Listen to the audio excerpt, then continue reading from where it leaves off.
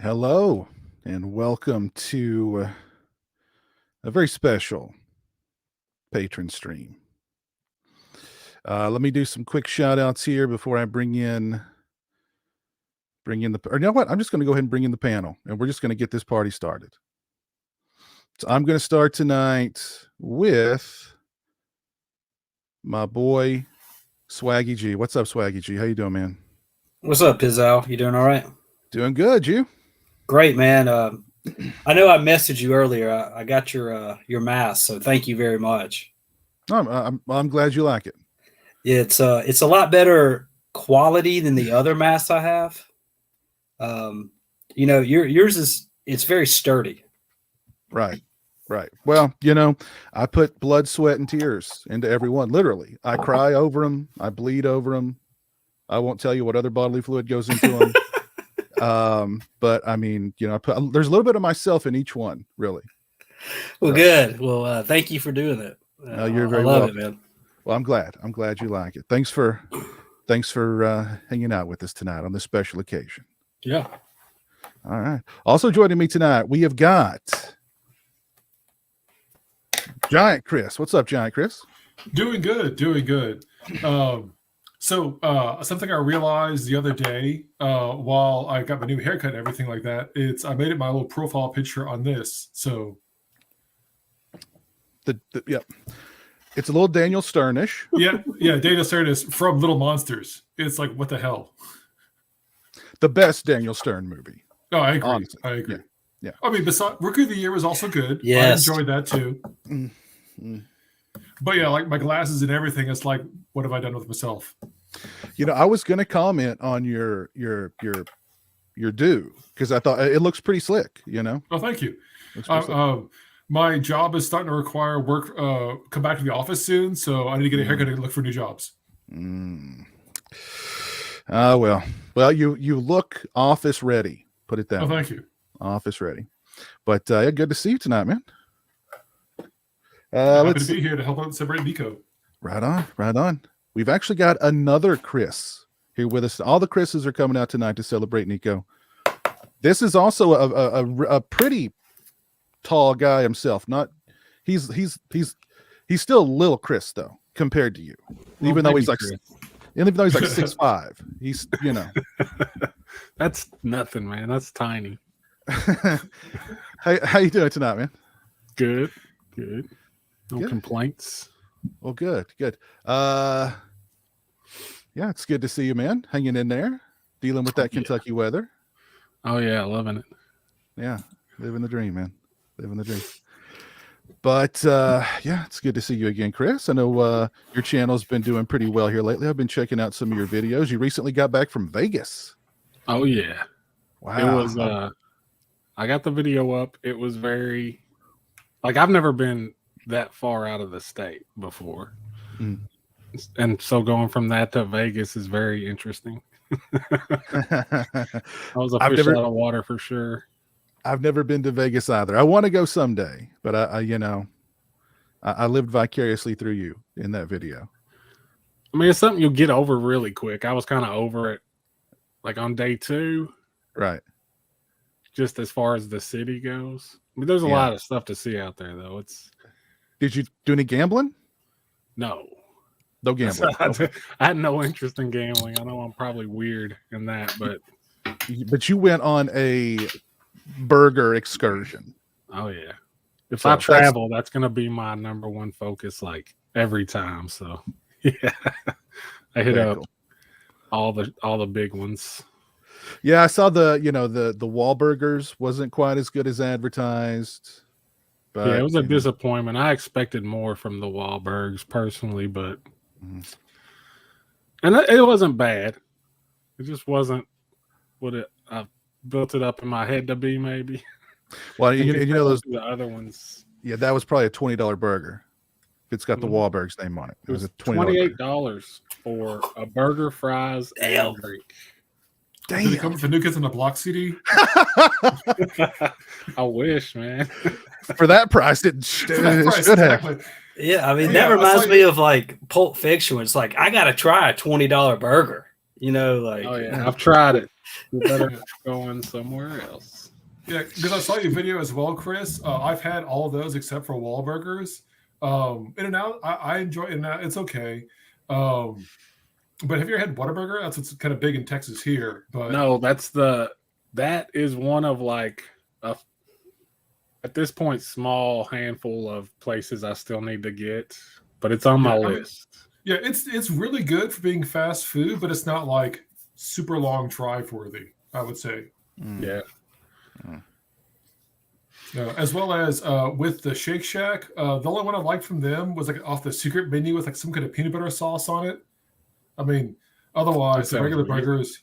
Yeah, I know. I mean, I like weird burgers, but yeah, the regular one. You're right. It very much wasn't worth the price or the hype. You know, Giant Chris, you need to go to the Texas Chainsaw Massacre house in Bastrop and have a burger there. Their burgers was really one of the best burgers I've ever had.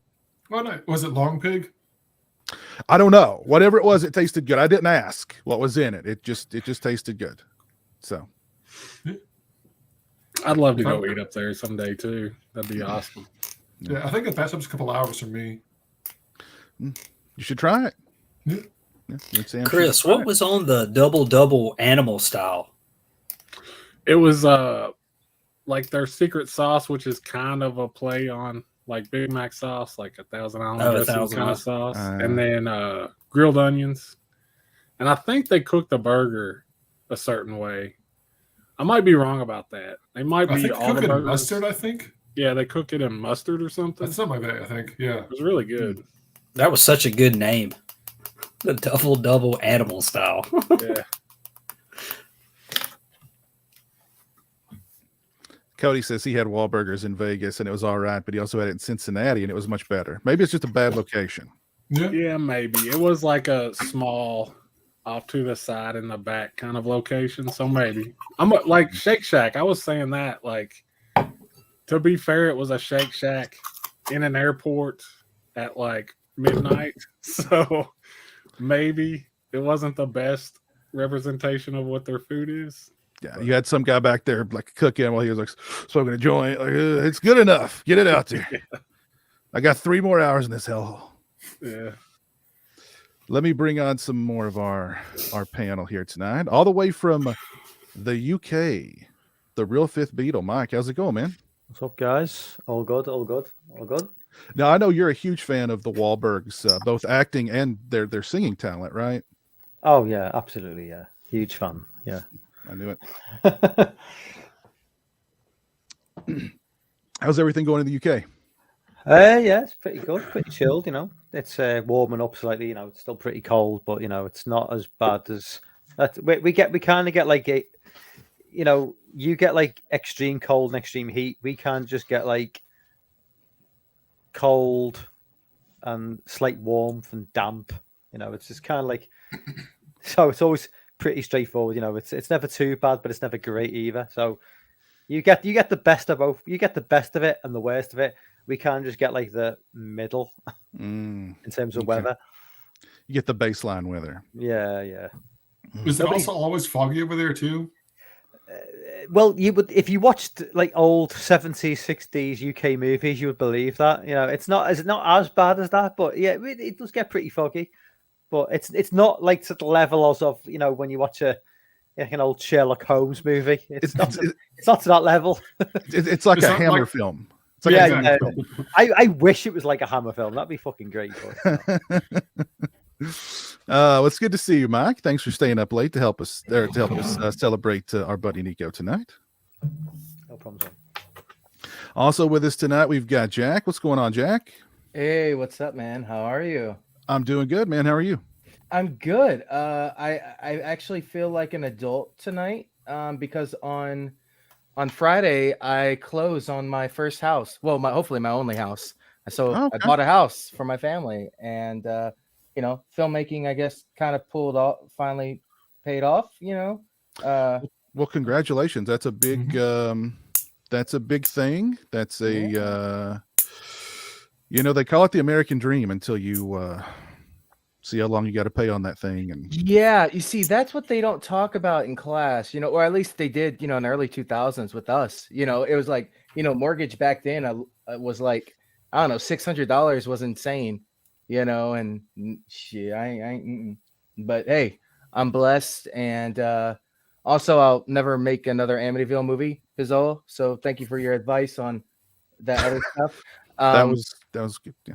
Yeah. The house is already closed. You're good. Yeah, I'm good. I'm good. Yeah. the house that Amityville paid for. Oh, Jesus. Well, I was gonna say though, is Jack, back in the day, like the 90s, when they were telling us these things about mortgages, APR was like 18%. It's something stupid. Yeah. Nowadays it's like 5%. I think mine is I'm at like it's gonna differentiate like through the years. So if it changes, I'm gonna get it's gonna go to whatever that one is. And mine is like 7.1 or 3. 7. Yeah. Not terrible. Yeah, that's Yeah. not bad. No. That's not bad. Yeah. But well, I mean, congratulations, man. That's a big thing. That's definitely a big thing. So And again, I apologize to you, Pizzle, live on the air. I blow your messenger up, and I apologize. I'm sorry. that's all right. Just stop it with the nudes. Damn it! All right, just stop it You with requested my OnlyFans, and that's the No. only way. the nudes. Mhm. But anyway, thanks for joining us tonight, Jack. Anytime. Now I'm going to bring on the man of the hour, the man with the power, always sweet, never sour. We're all here tonight to celebrate him. That is our good friend, Nico. What's going on, Nico? How you doing, sir? Good evening, Mayhem Mentor, and all my friends. From the friendliest place on YouTube. The friendliest place on YouTube for the last 8 or 9 years for me. Oh, well, thank you very much. Yeah, we're all here tonight. I've got my Coke Zero and Stoli here. I've got some of the good doctor ready to toast you. You have officially retired. You are free. You are a free man now. I am, unlike Jack, living exactly like a 17-year-old boy now.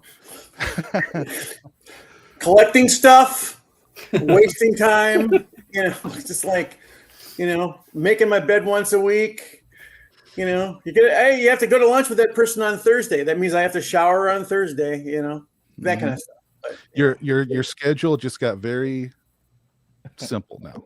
So it's retreating to the shadow in the corner in the valley of my mind every day now. So there you go.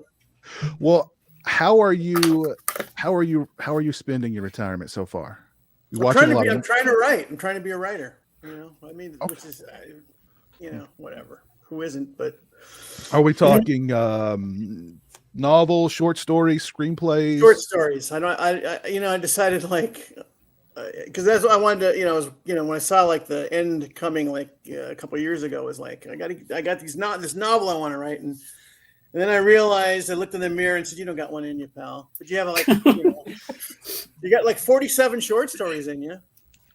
So that's what I'm doing. Just messed up little short. My favorite show of all time was Alfred Hitchcock Presents. So that's the kind of stuff I'm trying to write, just weird little things with a odd ending. And I always write the ending first so I don't get trapped, Wow. Yeah. Our buddy Christian's in the chat. He says, "Hey Nico, so sorry I couldn't be here tonight to congratulate you on the show, but you're a great guy and have been super supportive of me for years now. God bless and enjoy retirement." Thanks, CHH. Yeah, another great guy. Yeah, just like I just accidentally stumbled on a post of yours. This is 7 or 8 years ago, and you did a post on I think it was etiquette at horror fan conventions. Ah.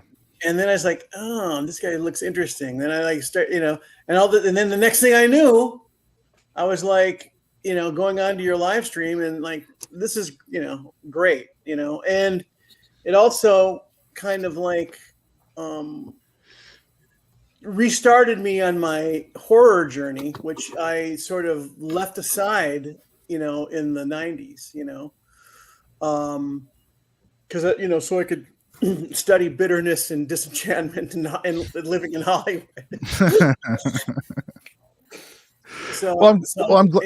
Great. So you've been like a mayhem mentor for me for like the last 7 or 8 years too. So Well, I'm glad I could get you back on the path to the mayhem. good stuff.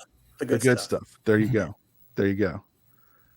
But I mean, that's really cool, man. That's really cool. Dan, who can't be here tonight either, he says happy retirement, Nico. Yes. Yes. We've got Lauren in the chat. He says, yes, happy retirement, Nico. I got Lauren's book. Lauren's book showed up by day before yesterday. Oh, Okay. the new one? Yeah, the Divided by Zero. I'm gonna get cracking on that. Okay. And in his posts, he did a couple posts on his on writing, his writing process. He posted last week. Incredible stuff. No, not to throw any shade on Biz. He's the man of the hour. He's the number one. You're the number one. But it was like really, I was kind of like running up against a brick wall. And then he just happened to post this stuff on his, process of how he goes about writing. And it just kind of like cleared away a bunch of cobwebs for me. So it was great. That's good. That's what you find in the community, man. Mm-hmm. You never know who you're going to find or what you're going to learn or, that's why I keep coming back, That's awesome. That is awesome. Enough about me. We got Dave in the chat, says happy retirement, Nico. They're off 66. We got Ben Grimm in the chat. Wow. I think we got some more people in the chat wishing you a happy retirement. The horror fanatic 81 wishing you happy retirement. Gonna make me cry, and then you're gonna see that I cry tears of blood. So let's Real men cry, man. It's okay. Let it out, bro. I do. Actually, Lauren says, if I can help in any small way, Nico, never hesitate to reach out. So there you go. Yeah, as soon as I get done polishing my slip covers for my Blu-rays. When you eventually publish your book of short stories, make sure it has a slipcase. On a book? Oh, yes. Just to piss Lauren off.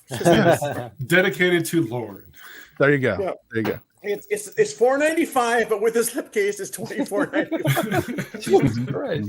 Mm-hmm. It's funny because I've been like starting to I get this weird hobby of I'm really into like this writer Cornell Woolrich, who was like he wrote a lot of and I've been buying a lot of original of hardcovers for his, like from the 40s and stuff, because I want to make sure that I die absolutely destitute. But I'm noticing that like if you get a first edition of a Cornell Woolrich, you can find one for like $40 or $50 from like the 40s, but with the dust cover, it's $650.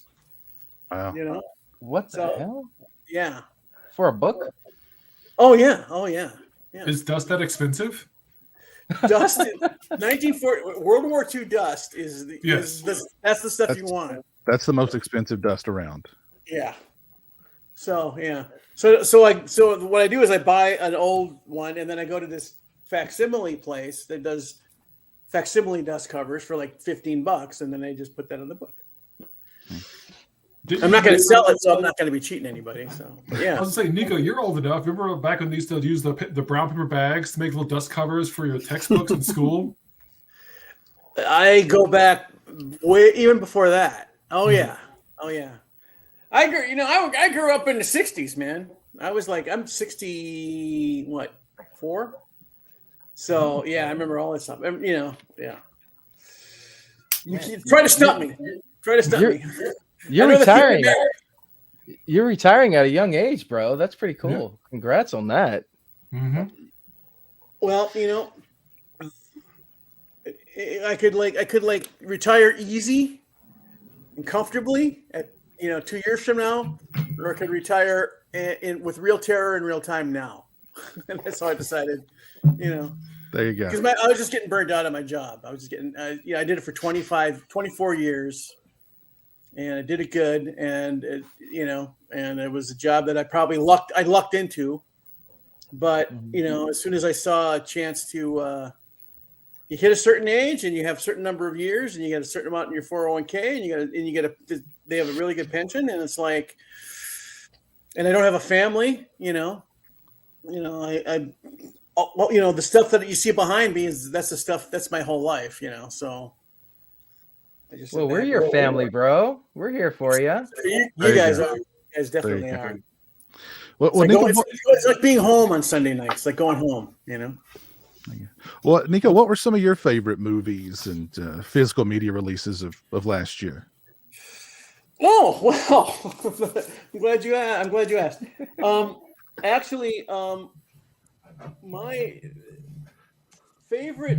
Now, this one I don't know if it's technically last year or not, but this one I bought it just last year. This Indicator is a British company, and they put out this box set of this guy that I had never heard of until like a few years ago, named Jerry Warren, who was a British guy who did independent horror films in England in the 70s and 80s. Titles like Satan's Slave, Prey, Terror, and Seminoid, Bloody New Year. Great stuff. You know, and I thought you know, with the title like Inseminate, how good could it be? Right. Yeah. Really. I mean, Prey is one of the best horror movies of the 70s, easily. And Satan's Slave is great too. Satan's Slave has a real feel like a late period Hammer, modern but gothic horror movie. You know, countryside English horror movie. So that was a favorite. Then this recent release from Arrow, the Italian Gothic box set, which is a bunch of 60s Italian Gothic horror films, some of which I saw on TV when I was a kid. Like the Blancheville Monster, which is a great movie. So there's that, and then of course, just recently there was the Argento Four Flies on Gray Velvet. But not only that, but his companion piece, The 5 Days, which is his Italian historical comedy drama that he directed, which I thought would never see the light of day again, and is probably one of my 5 or 6 favorite Argento movies, even though it's completely out of his wheelhouse.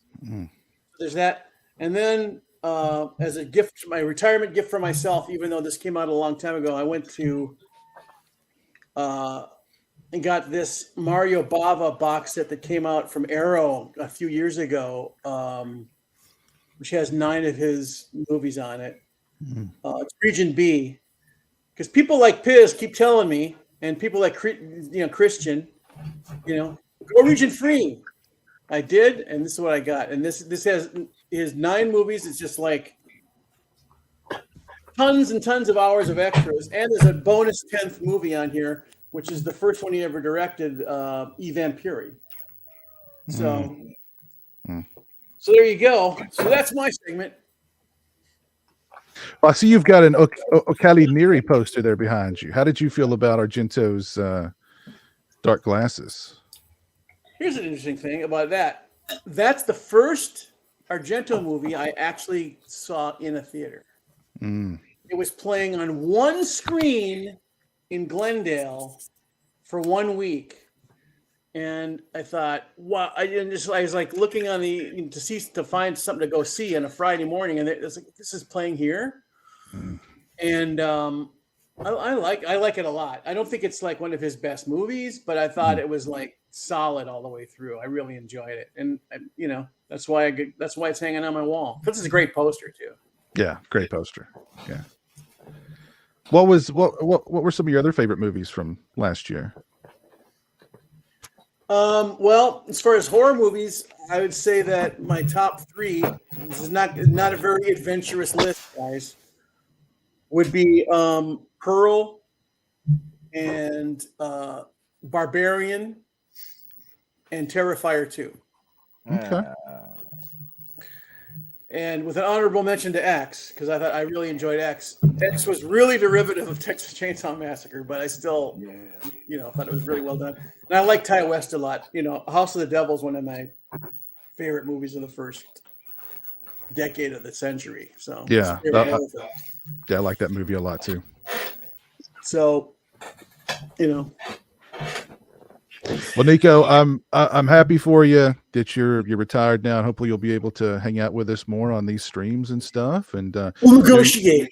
you're you're somebody who's been around and been a part of the community for a long time. But a lot of people. I love the channel. I love this channel, man. I love it. I love it.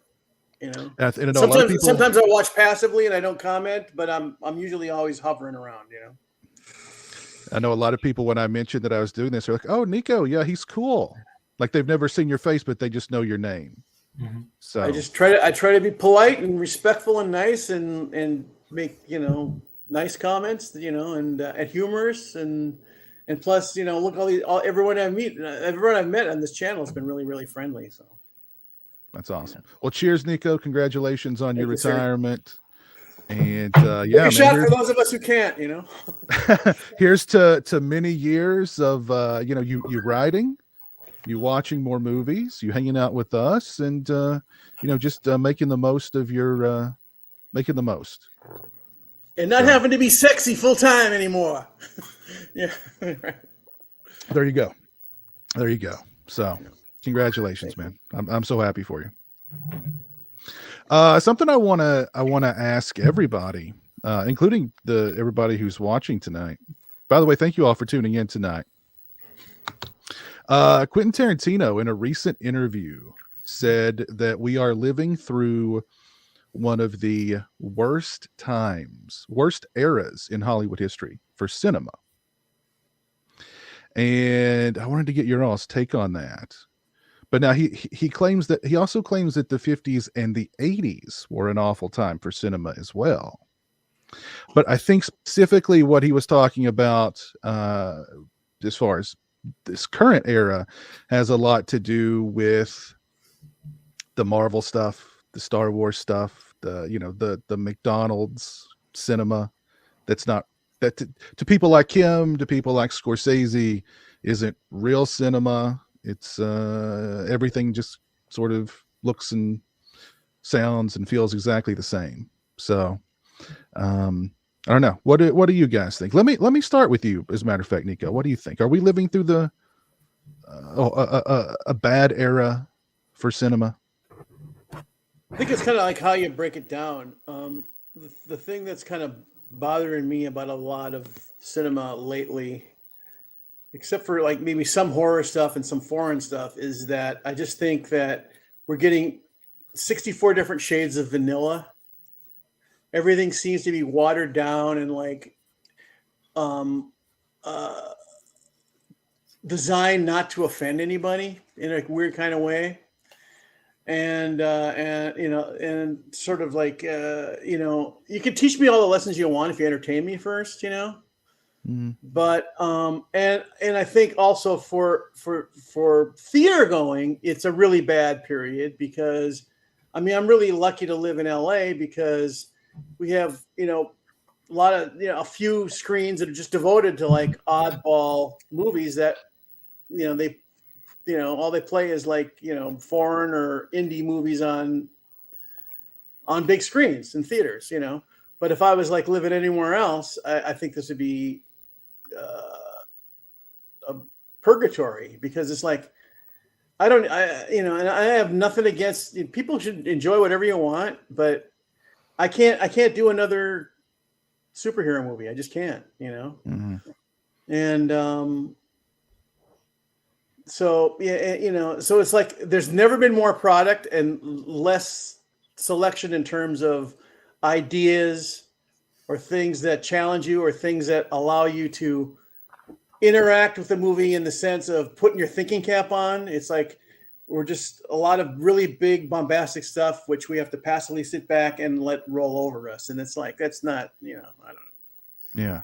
Oh, that's a. If I want that, I'll go to the matches. Yeah, that's a good point. What do you think, Mike? I think it's a tough one because I'm not entirely sure that like movies in the 2000s were any better than what has gone down in the 2010s.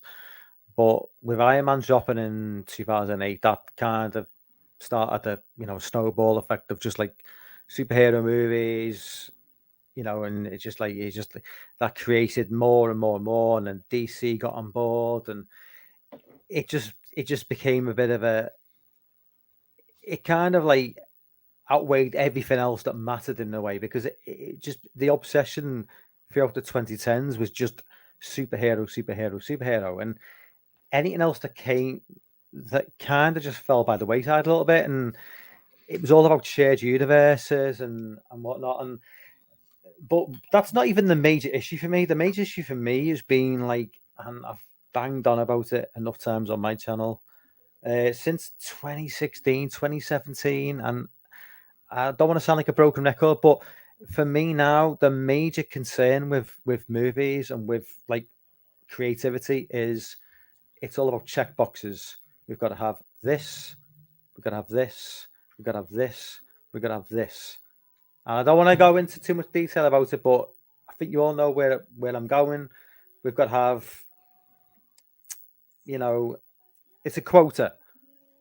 And I think Tarantino's mentioned it himself. You know, it's like, you know, we've got to have certain things represented to make a movie. And I'm like, well, Top Gun Maverick proved that kind of doesn't hold up, because that made $1 billion.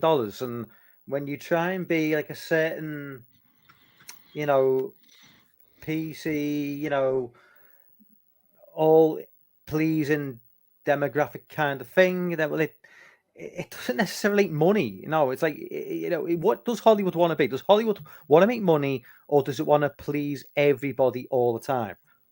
And if they want to make money, they've got to get back to fucking basics and go back to being a little bit old school. That's just my opinion.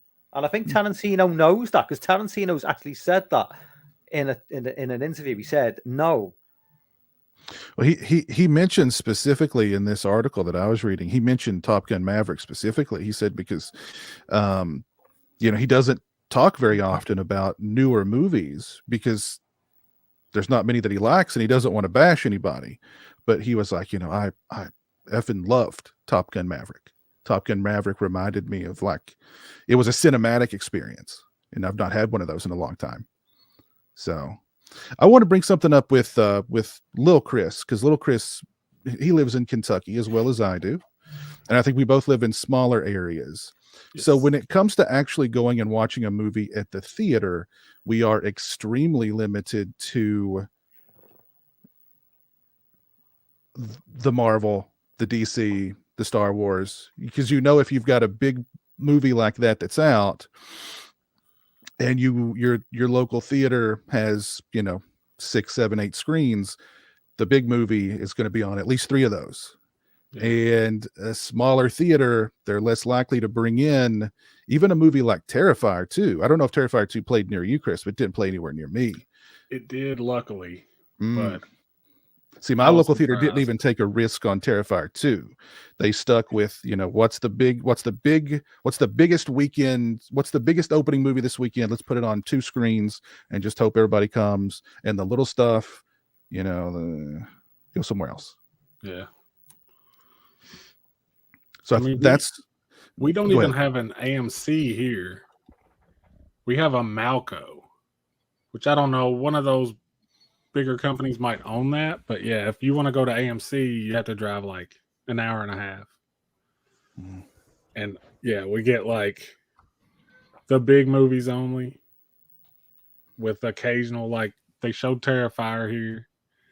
They showed Jeepers Creepers Reborn. Oh God. And is that a good thing? Yeah, it's like one great one and one questionable one, but yeah. So I think that definitely limits when you're, and I think even in the bigger markets, you know, there's a large city near me, and they have an AMC and they have a Regal, and still, even though they've got 20 screens, if, you know, that big Marvel movie is coming out that weekend, you know, it's playing a dozen times per night on 3 or 4 different screens. So that's locking out, you know, a Terrifier 2 or a smaller movie that is, you know, maybe a more cinematic movie. I mean, I understand the movie theaters have to make money, but that's severely limiting the kinds of movies that you can even see at the theater. So much stuff goes to streaming platforms and is just immediately swallowed up in the ocean of content that's on all these streaming platforms. That's the other thing that's killing me is I see a trailer for a movie that has a rating on it that looks really interesting. It might be like a little comedy or this movie about the Romeo and Juliet, the comedy with Caitlin Dever, where she played Romeo's first girlfriend, and it looked really funny. And it's like, well, if you don't have Hulu, you ain't going to see it. So I'm like, okay, well, screw it. Right. But that's a movie I'd go see in a theater in a minute, you know? Right. Yeah. See, but that makes me think, are the cinemas just hurting so bad that they need to put all those big blockbusters on so many screens to try to obviously maximize their profit? I mean, I think so. I mean, they want as many butts in seats as they possibly can because they get so little in return from the box office. You know, so I mean, I get it. You know, they got to make money to stay open, but it's like there's no variety. Everything it's just, you know, there's no variety. And if a movie like you know, The Northman was my favorite movie of last year, it was in my local theater, but because it wasn't a huge hit right out the box, it was gone. First weekend, gone. So they could make more room for whatever the other big movie was that was coming out the next weekend. So that was a great movie too. That was a great movie. Yeah, loved it. What about in your area, Chris? Giant Chris? Have you got big theaters, small theaters, mom and pa? Kind of a combination of both. I will say my favorite theater is the Alamo Drafthouse. That's kind of where it started, near here up in Austin. They have like 3 or 4 here in town. I will say I think I kind of agree with Tarantino, but I think it's not so much it's just Marvel. I think we're in a perfect storm of creating bad movies. So the modern superhero movies is kind of like the westerns of the 50s and 60s, I feel, where it's very oversaturated in the market. We're looking for something new, but theaters, it costs too much to make a movie nowadays. It costs way too much. So everybody's too scared to do something new and experimental. Because back when the home video days, you know, the VHS and DVDs and things like that, people can have a big budget movie, makes a whole ton of money, and they can have that little bit extra money to take a risk on some smaller movie, like a Kevin Smith movie or whatever. I look at kind of like movies, kind of like modern day video games, where they cost 70, 120 million, like tons and tons of money, plus like 5 or 6 years to make. Sometimes a new game could take longer than a life cycle of a whole system. But like current movies, same thing with current video games, you could find some great gems in indie. And current modern stuff, it's a lot easier to create an indie than it was back in the day. So there is hope out there if you look into the indie, or even as Lauren likes to talk about, the foreign market. There's some great movies out there. But I think America, for the time being, is kind of on the wane until we get a new resurgence of something new. I mean, I think that's a really good point. Yeah, and Lauren mentioned American distribution is a transitional state and still finding its way, but look outside the U.S. and things get much brighter. A lot of I know Lauren has a theater near him that actually plays a lot of foreign movies. That ain't happening in Kentucky. No. That ain't happening in Kentucky. I was going to say, that's why I like the Alamo Drafthouse, is they'll still show. I mean, that's how I was able to see, like, I didn't see Scream when it first came into theaters, but they had a Scream brunch at Drafthouse. So I definitely paid $20 to go see that with me and Sam. Like, they're always re-showing old movies in theaters, and it's always seeing the old movies you've only seen on TV or like through your own TV, like for DVDs or whatever, on the big screen changes things dramatically. Yeah, I agree. That's true. Is that new Infinity Pool movie coming to any of the theaters near y'all?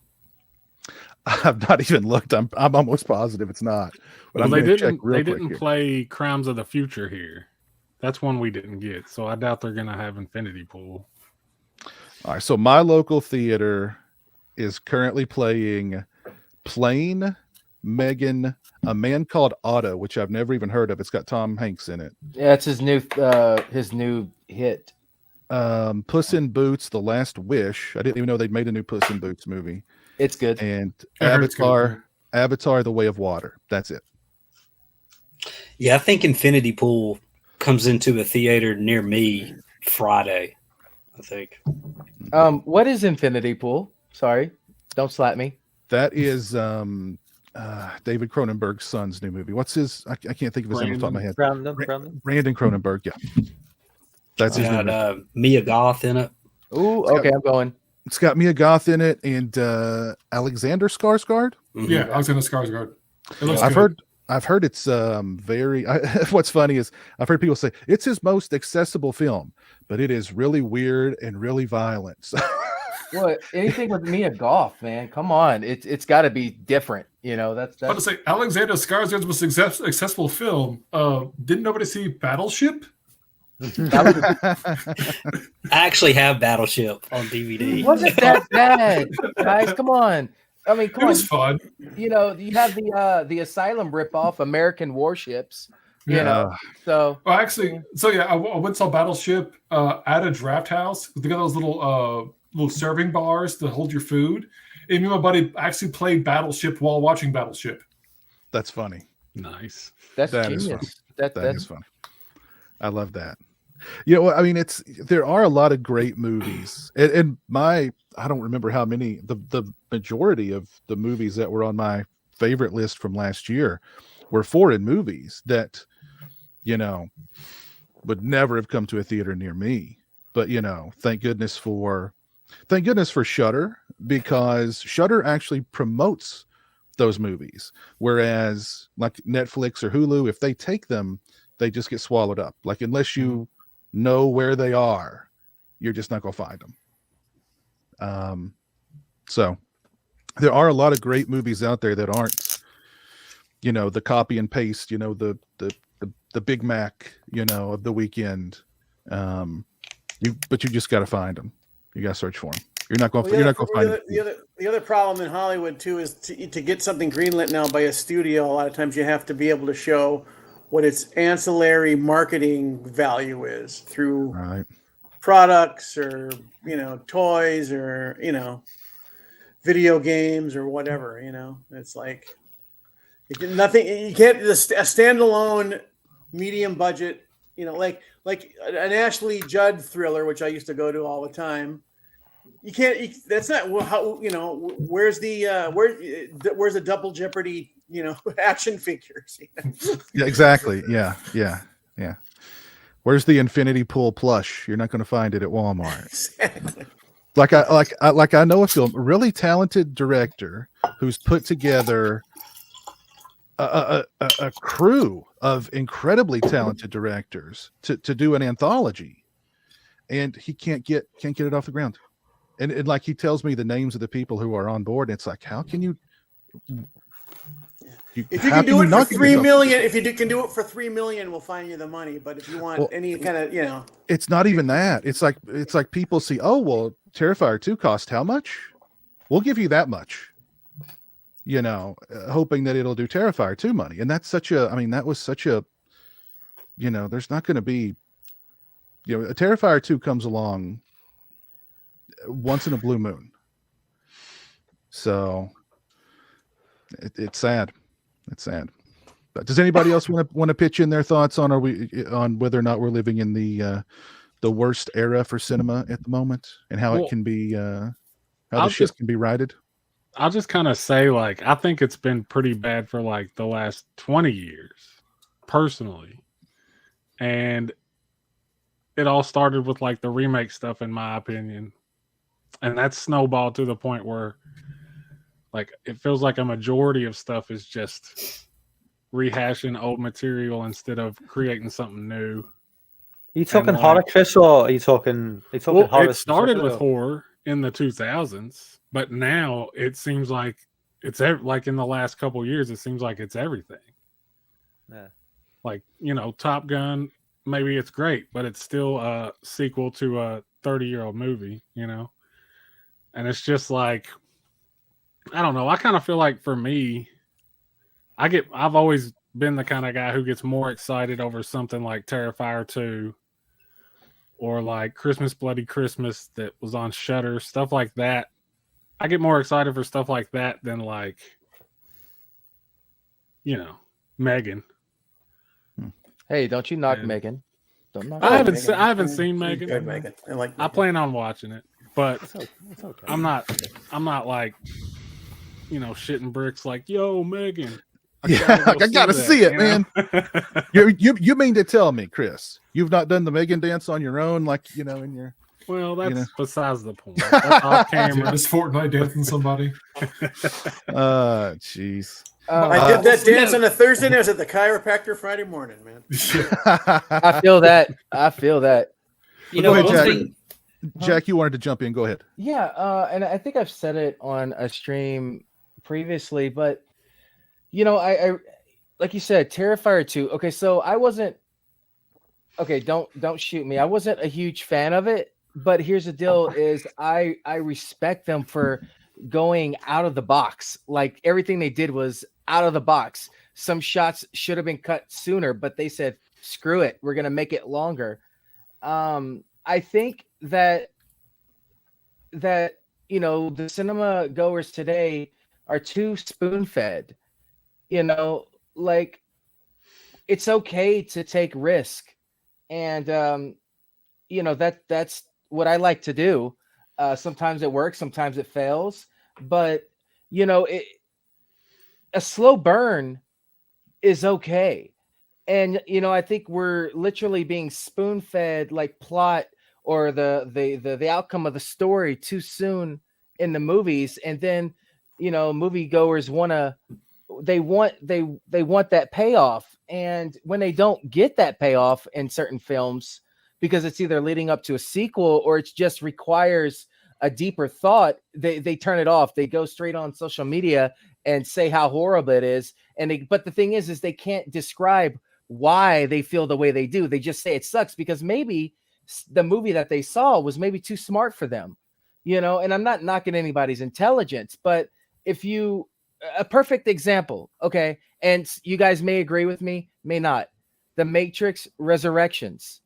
That was the smartest movie with the biggest, like, I won't say political satire, but the undertones of every single character and plot point in that movie is insane.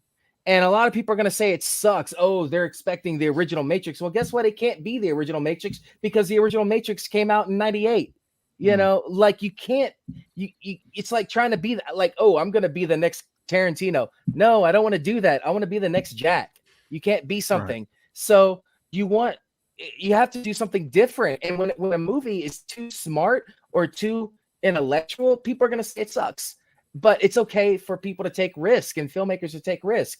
And I think that's what's lacking. I think people are scared. Like Bravo, Nico said, people are too afraid to take risks to offend someone. What happened to the back in the day, of just making a movie just to make it, not giving a care in the world of who it's going to offend. And you're doing it because it's fun and it's entertaining, because at the end of the day, my job is to entertain just like their job is.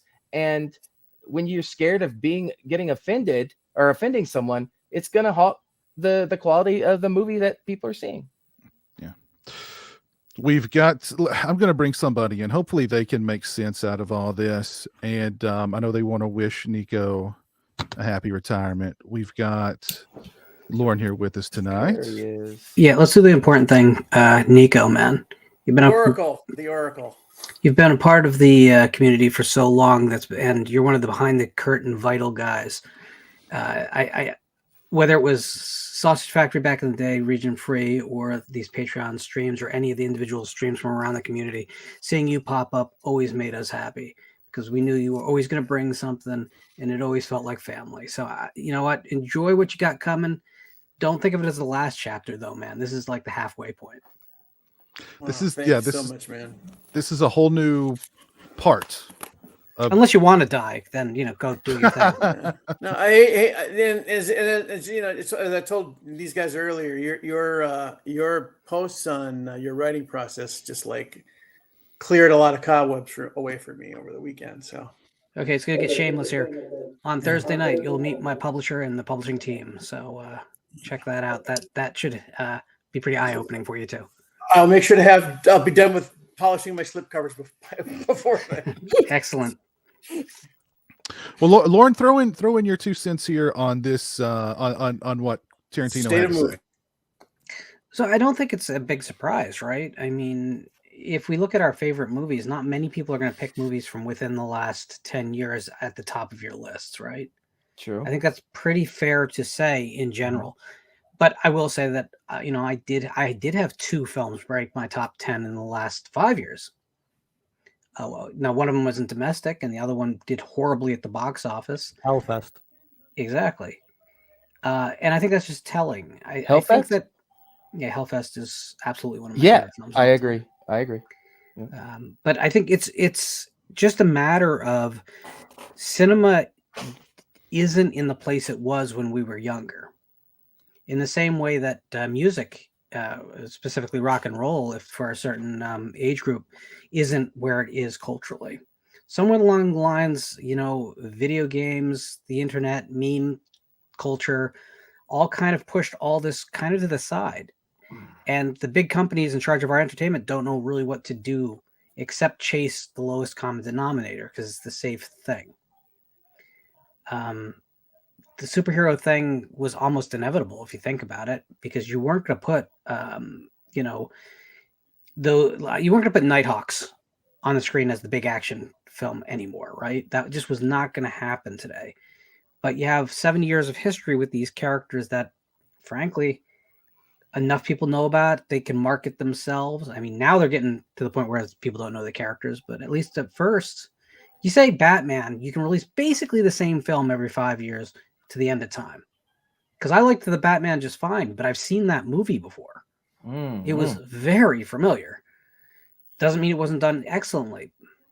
So I think the major distributors, and I do caution people to remember that the distributors are not necessarily the people making the films. They may have a hand in it, but it's a different side of the business. They're just not willing to take big swings because it's an expensive and frankly low reward business in a lot of cases. They'd rather spend 200 million making something that they know is a world play and they'll get their money back, maybe not even if it fails, than something smaller that might get lost in the shuffle. And you're right, Piz, you said something very important before. It's 30 days from your theatrical window to streaming. And then on streaming, you have 2 weeks where people are maybe talking about your film. Maybe if it's a Bird Box, you got maybe a month. That's a huge success story, but they move to the next thing. Ooh, Boys season 8 is on, so that's the new thing that everyone's going to focus on. Or there's a horrific Addams Family spinoff that would hurt my brain to actually watch. So I just think that the business model hasn't caught up to the culture. It'll catch up again. This has happened before. Coming out of World War II, the industry didn't really know what to do. When televisions came into every house in America in the 50s, a lot of doomsdayers thought it was over then too. Well, one thing though, you said that they haven't caught up to us. I think they're a little bit at fault for it because they shorten the window. Mm-hmm. And but they dump a season instead of releasing it episode a week. That kind of stuff will keep the hype up, and they've kind of made it to where they're playing into that instant gratification thing. So okay, but Coke releases a special flavor that's onto the market, right? Everyone here loves it and continues to buy it. It was supposed to be limited time. Do they cut it out or do they keep it on the market? What I'm saying is the market dictates what happens. And the first time a show showed up streaming for the whole season and everyone binged it, we made that change. And I say we, not necessarily meaning me or you, but as a culture, we made the decision that that's what paid the bills. You can't blame the companies for going where the money is. Let's put in the cart before the horse a little bit, though. I mean, that's like, yeah, everybody binged it, but then next month they weren't thinking about it anymore, you know. But if they hadn't done it in a season, people would have been talking about it around the water cooler. Is Game of Thrones kind of like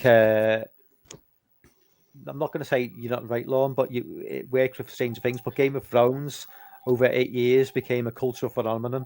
I mean, Game of Thrones had watch parties in bars across the world. Sure, or The I'm not saying- I'm not Sopranos, saying- or no, The no, I'm not- Sopranos, or Twin yeah. Peaks. You can do this. I No, promise. I'm not saying that's the norm. I'm saying that's an And outlier. if that, But when it works, it's more effective than any stream dump.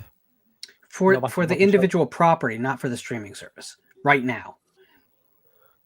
So this all has to get worked out by what makes money for the the digital distributors in the case of streaming, or the distribution in theaters of traditional distributors. But it has to work out to money, and that's all they're going to do. There's no grand plan here. They're just looking at what pays the bills. Same way as that when all of you guys are at work, except for Nico, because he's blessed now. When your boss tells you to do something different today than yesterday, you don't get to say no because you want the paycheck. It really is the same thing. Remember that the plural of person is actually company. It's a bunch of people all trying to figure out how to make money, both for a company and for themselves personally. And that's what it is. I just think that this is all very new. We forget how new it is for streaming to be the main way people consume. And it is the main way.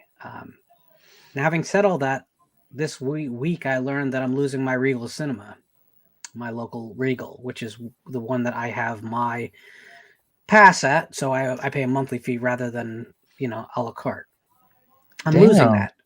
I'm losing that. And that's kind of heartbreaking to me because you talked about Top Gun before.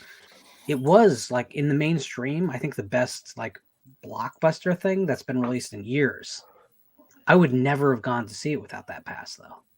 Because I hated the original film, and people would have told me, no, it's really good. And people tell me a lot of things are really good that I hate. So I would just never have gone. That's not the theater where you see a lot of the foreign stuff, though, right? No, I travel a little bit further for that, and that hopefully is safe. There's a Regal that plays some, foreign stuff, but it's a hike. And then I have an AMC closer that plays a lot of foreign stuff. Then I have a little mom and pop. It's right between the two that is just Indian cinema, which comes in very handy for me.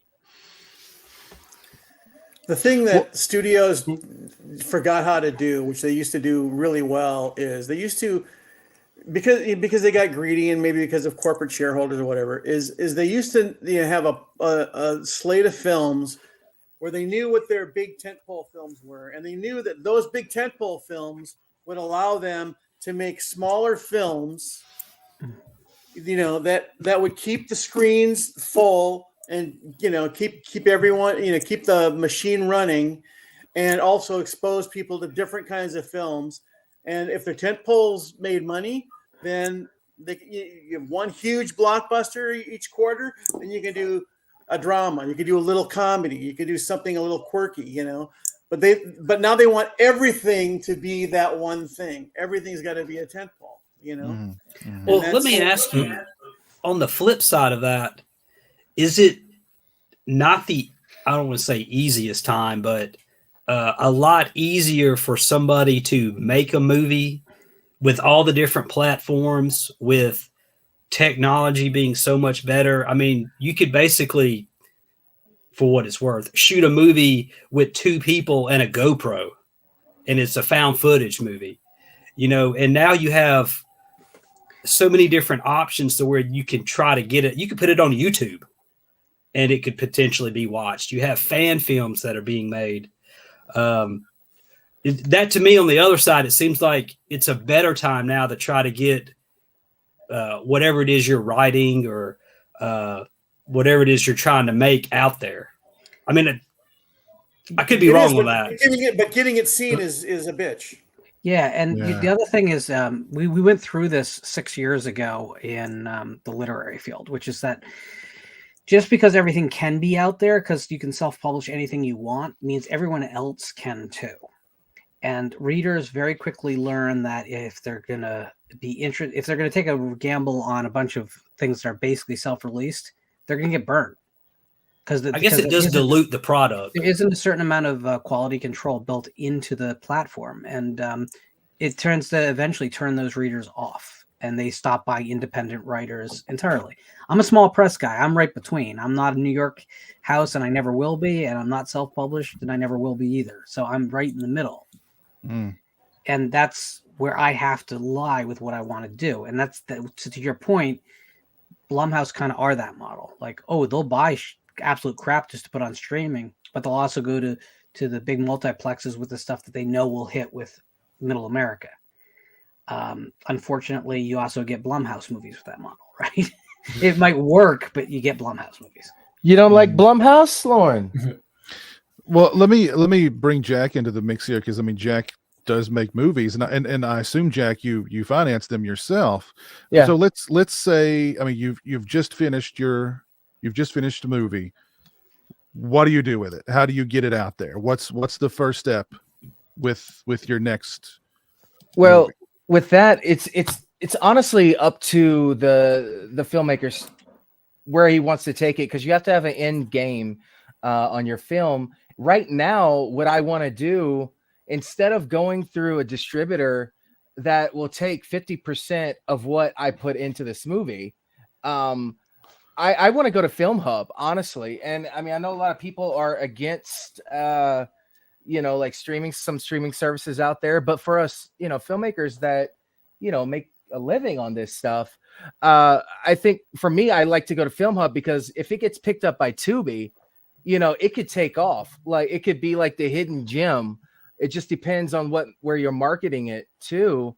But I mean, I would love to finish a movie and like have a meeting, and like, no offense, Lauren, but like with Jason Blum, if I could get a meeting with him, cool. And I mean, I don't think anyone could blame me, if, he saw what we did for nothing and then gave $1 million to do something.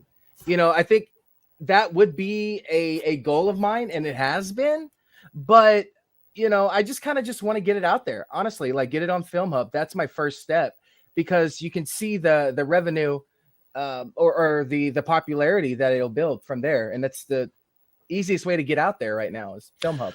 Well, without going too much into your, without doing a full audit of your finances, when you like, you've got your movie on Tubi.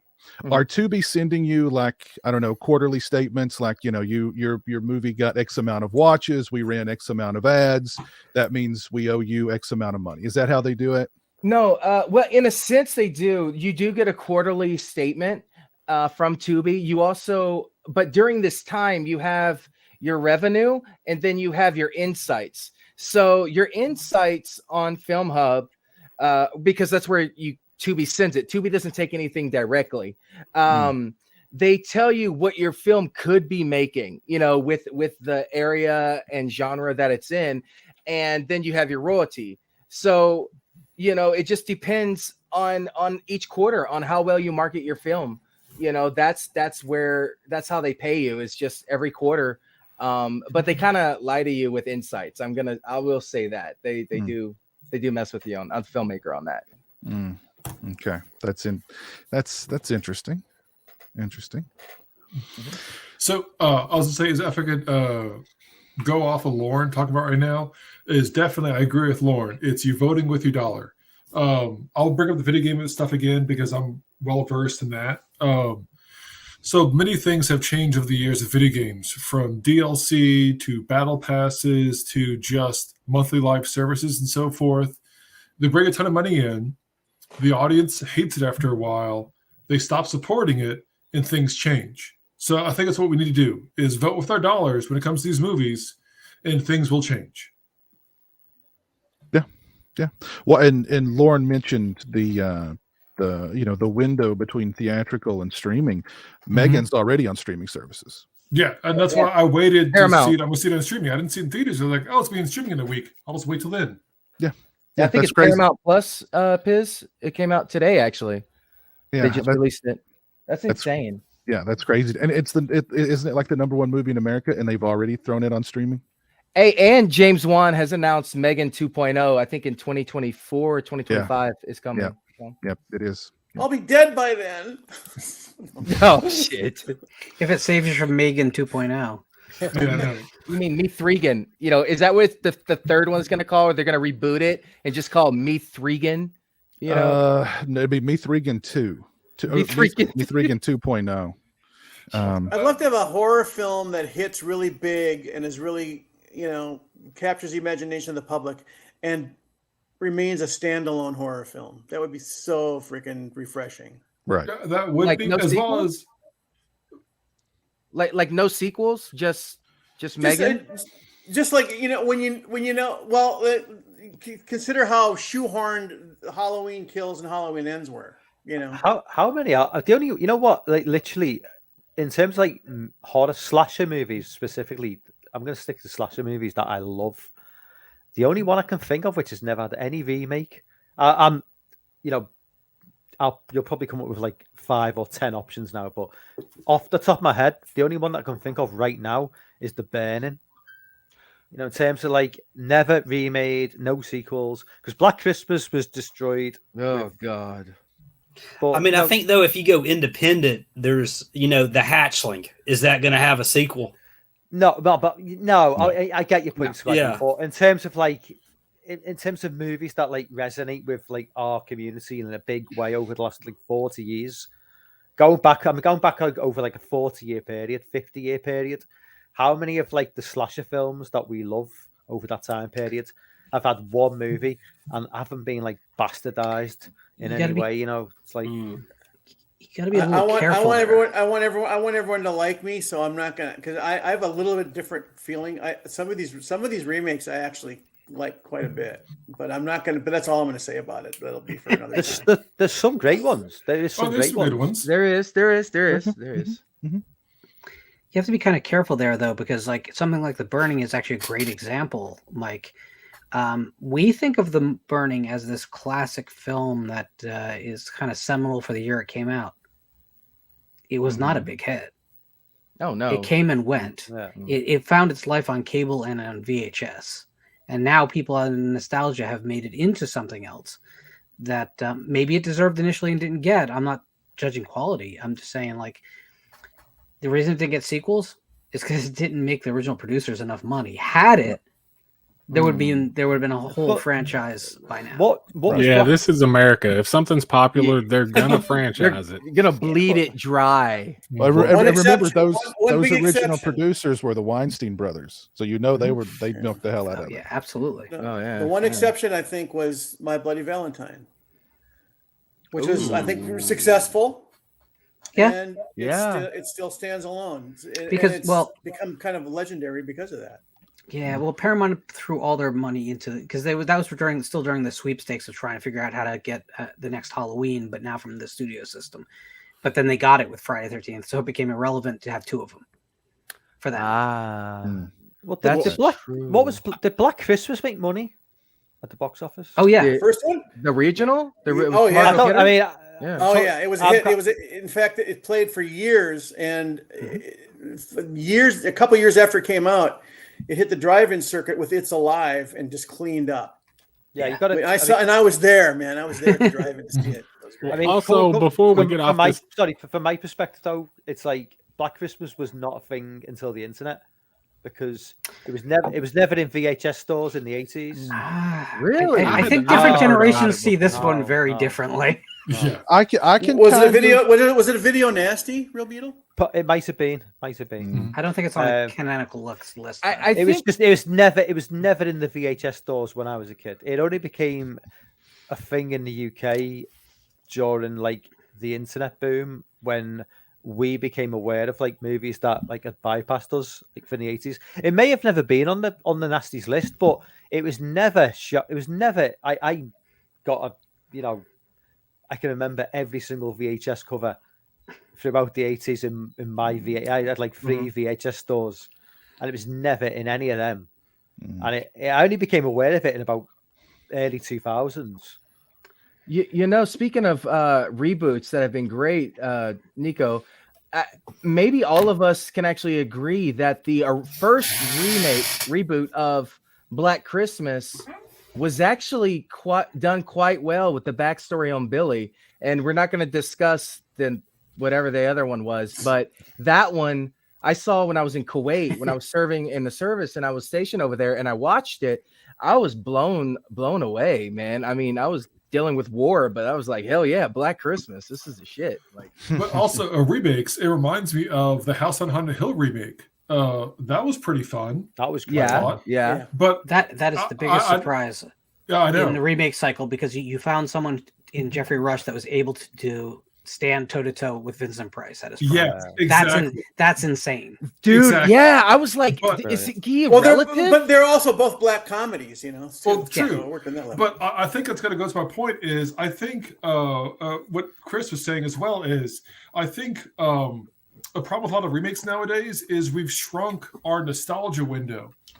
So we're only remaking things that are like 5 or 10 years old nowadays, as opposed to being like 30 or 40 years old. Yeah. That's a good point. Chris, I know you were trying to make a point. I'm going to get to you here momentarily. But I can kind of echo Mike's sentiments with Black Christmas, honestly, because that was one that, and The Burning too, that was one that was not in the video, even the video store that I've raved about many times, that was ran by the guy who just loved horror. He did not have The Burning or Black Christmas in his collection. And it really wasn't until Amazon that I was able to buy and watch both of those, really. So, but it was the internet that kind of turned me on to especially The Burning. But little Chris, I know you were trying to make a point. Yeah, well, and this plays off of that too. I think another thing with talking about a movie that doesn't get a sequel that stands on its own now, I'd like to bring up *Malignant*, because that was my favorite movie of 2021. I think it's gonna find a lot of appreciation later, and it's just got panned. Everybody hates it. I don't want to be that guy that says they don't get it, but I don't think a lot of people do. I haven't and seen I it. I think as time goes by, it'll get an audience, and it'll become maybe not like a classic. I don't know, but I think it'll gain a lot of appreciation, and it's not going to get a sequel. I thought most people liked it. Yeah, I thought it was quite entertaining. No, well, it bombed. Maybe apparently. around in this That's crowd, true, maybe yeah. it has a better reception, but overall, it was not well received. You know, Chris, you have some good news coming very soon. Oh shit! Is it getting a sequel or a reboot? Not the way you think it is, but yeah. Is it going to be meta? Is it meta? You get something very soon that you're going to appreciate. It's Malignant Take 2. Malignant Reborn. Or is it like I'll Malignant 2? I'll watch Malignant in Space 10 years from now. And be Fright Night 2, which is a reboot of the first one. That was shame on you, people who did that to us. Oh, you talk about the one with Jamie Murray? Yeah. I love that movie. The sequel. Wait. No. The sequel to the reboot. That was actually a reboot of the reboot. Yeah. I mean, Nico, you requested me to review that movie not long ago. But it's funny. Because I'm a Jamie Murray kind of freak. So. I apologize, Nico. Don't hate me. No, please. Jeez. Amityville I don't know what to say. There we go. 2. There we go. Reborn. Yes, You got to throw that in there somewhere. God damn. Are there any movies coming up, Nico, that you're excited to see? Theatrical movies? Yeah. Let's see. Nothing's on my radar right now. What about Evil Dead Rise or Scream 6 or? I'm looking forward to both of those, but I don't know if it's a sensitive subject because Scream seems to be very controversial. So I actually like all but 4. I liked all. Oh yeah. Brother. Yeah. It was Scream 3 was okay, but it was literally the reveal of like Superman. You know, it was like Clark Kent. You didn't recognize him without his glasses. I kept having to think, who the fuck was he? Who was he? Oh, it's funny. I thought 3. The thing I liked about 3 was I thought the monologue reached comically lengthy proportions in that one.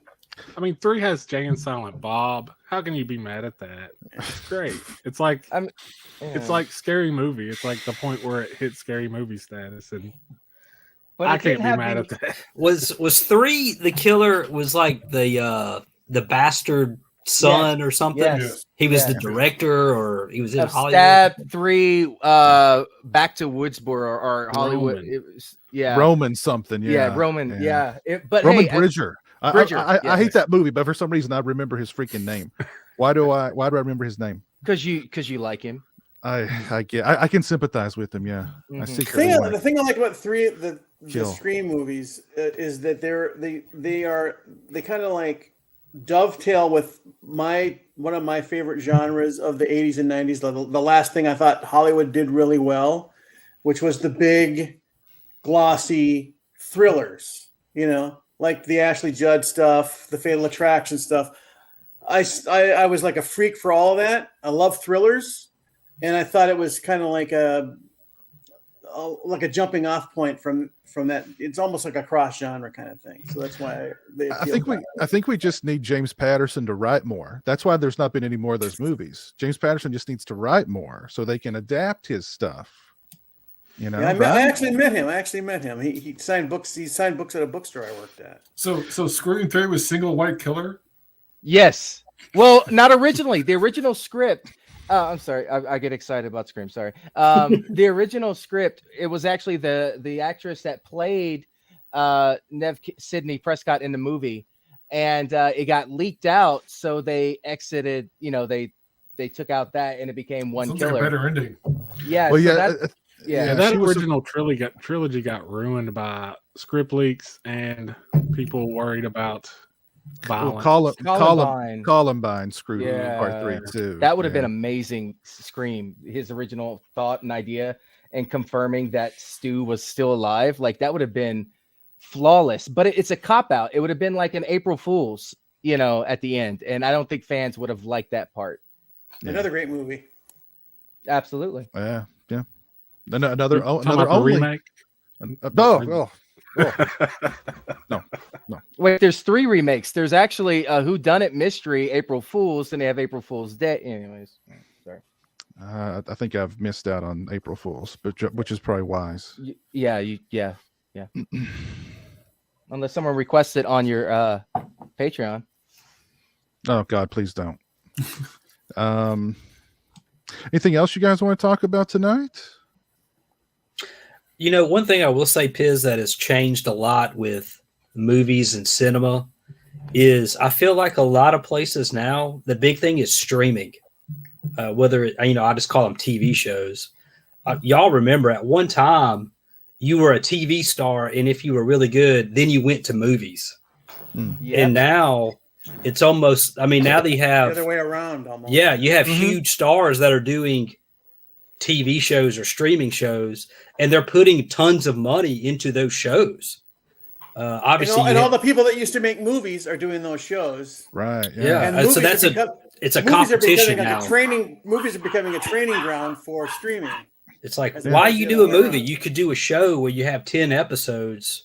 Now, true, not all 10 are. I shouldn't say that because HBO is in a whole nother league, but it's just kind of like, is the competition now. It seems like that's flip-flopped, where at one time TV shows was the lower grade, and now it's on an equal playing field. I always think it's interesting how the public's patience for long-form storytelling has never been higher, but their patience for short-form storytelling has never been less. Well, I think that's the streaming services banking on watch time instead of movies being the moneymaker. Now it's subscriptions and watch hours time. Viewed. It's that, yeah. Like hell with The Last of Us. It went up this second episode, 15.3 million views? Like that's what they said, our subscribers, because of that show. That's how you do it. Netflix. What the hell was that? Resident Evil. Bullshit. Resident Evil. Well, and these streamers are dumping. These streamers are giving these shows like movie level budgets. Yes.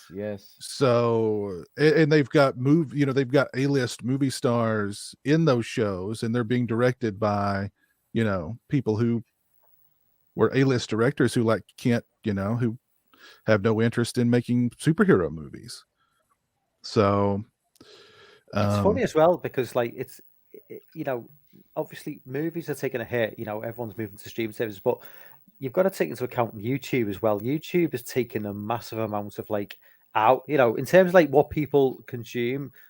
I've only got a limited number of hours per day where I can do what I want to do, with work, and you've got to sleep, obviously. So if you've got a 4 or 5 spare hours, most of the time my time is consumed with watching YouTubers. I've got obviously Piz, I'll watch you.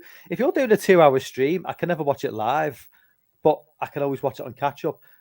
That's 2 hours of my day, and I don't make it sound like it's I obviously want to watch your stream but there's 2 hours where I'm not watching a movie. There's numerous other people on YouTube who I watch, and I might dip in and out of a lot of somebody, it's long form chat has become a big thing now. Joe Rogan, made $200 million from doing 4-hour streams with people, and it's that's become a big thing. And it's and another thing which I just wanted to briefly mention is it's totally irrelevant to this, but in terms of Hollywood now and movie stars, it's haven't they just totally lost any sense of mystique about themselves now? Think back to when we were kids. You only saw them when they were on a big TV, in a movie, or plugging it. In your case, maybe a David Letterman or a Jay Leno. In my case, it'd be a different TV presenter. These mysterious movie stars now who would have now they're just on Instagram with with their dog or whatever. It's they're just it's they've totally lost any mystique that they had, and go back to what they were in the 50s. That's totally different now. Before 1998, you never saw Robert De Niro on television, ever. Pacino either. You never saw them on television. Is there anybody still like that? The only person I can think of is Leonardo DiCaprio. Brad Pitt is still a movie star. You don't see Brad Pitt really doing much at all in terms of. I've very rarely seen him interviewed, and you never see him on the Tonight Show. He doesn't have social media. Brad Pitt does not have social media, as far as I'm aware. Yeah, I think some of them are smart enough to. I think they're smart enough to they still like that mystique, and I think some of them are smart too. They know better than to jump on social media and start talking politics or start talking about how disconnected they are from the rest of that's why the world. People started to hate them. It's true. It's very true. That's true. Gal Gadot in COVID singing Imagine. Yeah. I mean, people just thought, what? You're in your mansion and we're all stuck in our little tiny houses, and you're preaching about how it's people just felt really disconnected, even more so than. Yeah. Imagine there's no heaven. Yeah, it's well, I have no toilet paper to wipe my ass with, and you're sitting in your palatial estate telling me to imagine. Yeah, that was a bad move. Imagine there's no tissue. Yeah. Yeah. Oh God, we've got to. No matter what society does, man, I'm sticking with movies, man. Yeah, baby. Sorry. Yeah, baby. April Fools, directed by Nancy Norman. I'll have to look that up. I've honestly never heard of that one. I don't There's think. the reason is straight to video, straight to video. I know. I did make it through about 15 minutes of that remake that looked like a Lifetime movie. The one with Josh with Scott Taylor Compton in it. I made it through about 15 minutes of that one before I tuned out. With the brother and sister, was that the one? I don't. We had the fancy cover. It looked like basically models as actors in it. Yes, I think that's yeah. No, it's not that one. It's got a 2.8 on IMDb. Which one? This one? 2.8. Sweet. April Fools. Yeah, 2.8. Have fun, Piz. See, is it what year did that come out? 2007. Yeah. Okay, here we go. I got it. Oh Christ. Well, this will be a fun one. This will You be do this to yourself. It's Coming- only, it's You only know, I- 70 minutes long, though. only I- okay. Thank God. Thank God. Only 70 minutes long. I'm sure all of us have had experiences of loving movies that nobody else liked or were panned, or you never know. That's the beauty of putting one in and press and play. It's shorter than House Shark. Oh, well, thank you. Tail Shark was like almost 2 hours long. That was a It's the crime greatest against review humanity. in the history of the internet too. You know Oh, what was well, too thank you. long? Amityville Karen. I'm not even gonna lie to you. That I couldn't do it. And yeah, that one. Yeah. I want to know why Cliff Booth in the chat is so anti Feruza Balk. I think he's trying to trigger me and Dan because What- we're Feruza Balk enthusiasts. What did Feruza Balk ever do to you, Cliff, other than entertain you? Come on. So And your listen, you team Feruza Piz. You should really see her in the Bad Lieutenant remake with Nicolas Cage. She looks pretty stellar in that. So that's actually a pretty good movie, to be honest. It's a really good It movie. is. Yeah. It is. I've heard that. I need to check it out. I have a question for Lauren. Okay. Uh-oh. All right, on page 68 of your book, this is what you wrote, and I'm curious about what this means.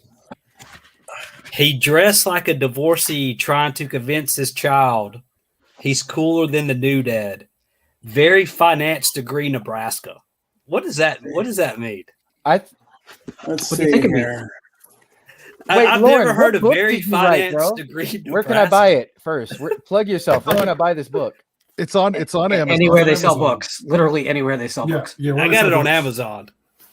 We just had sighting of it in a Barnes and Noble in New York. So But then Send also me, the somebody hardcover send just me a dropped. link to it. Piz, send Hold me a on, link. I'm gonna post a link here in the chat.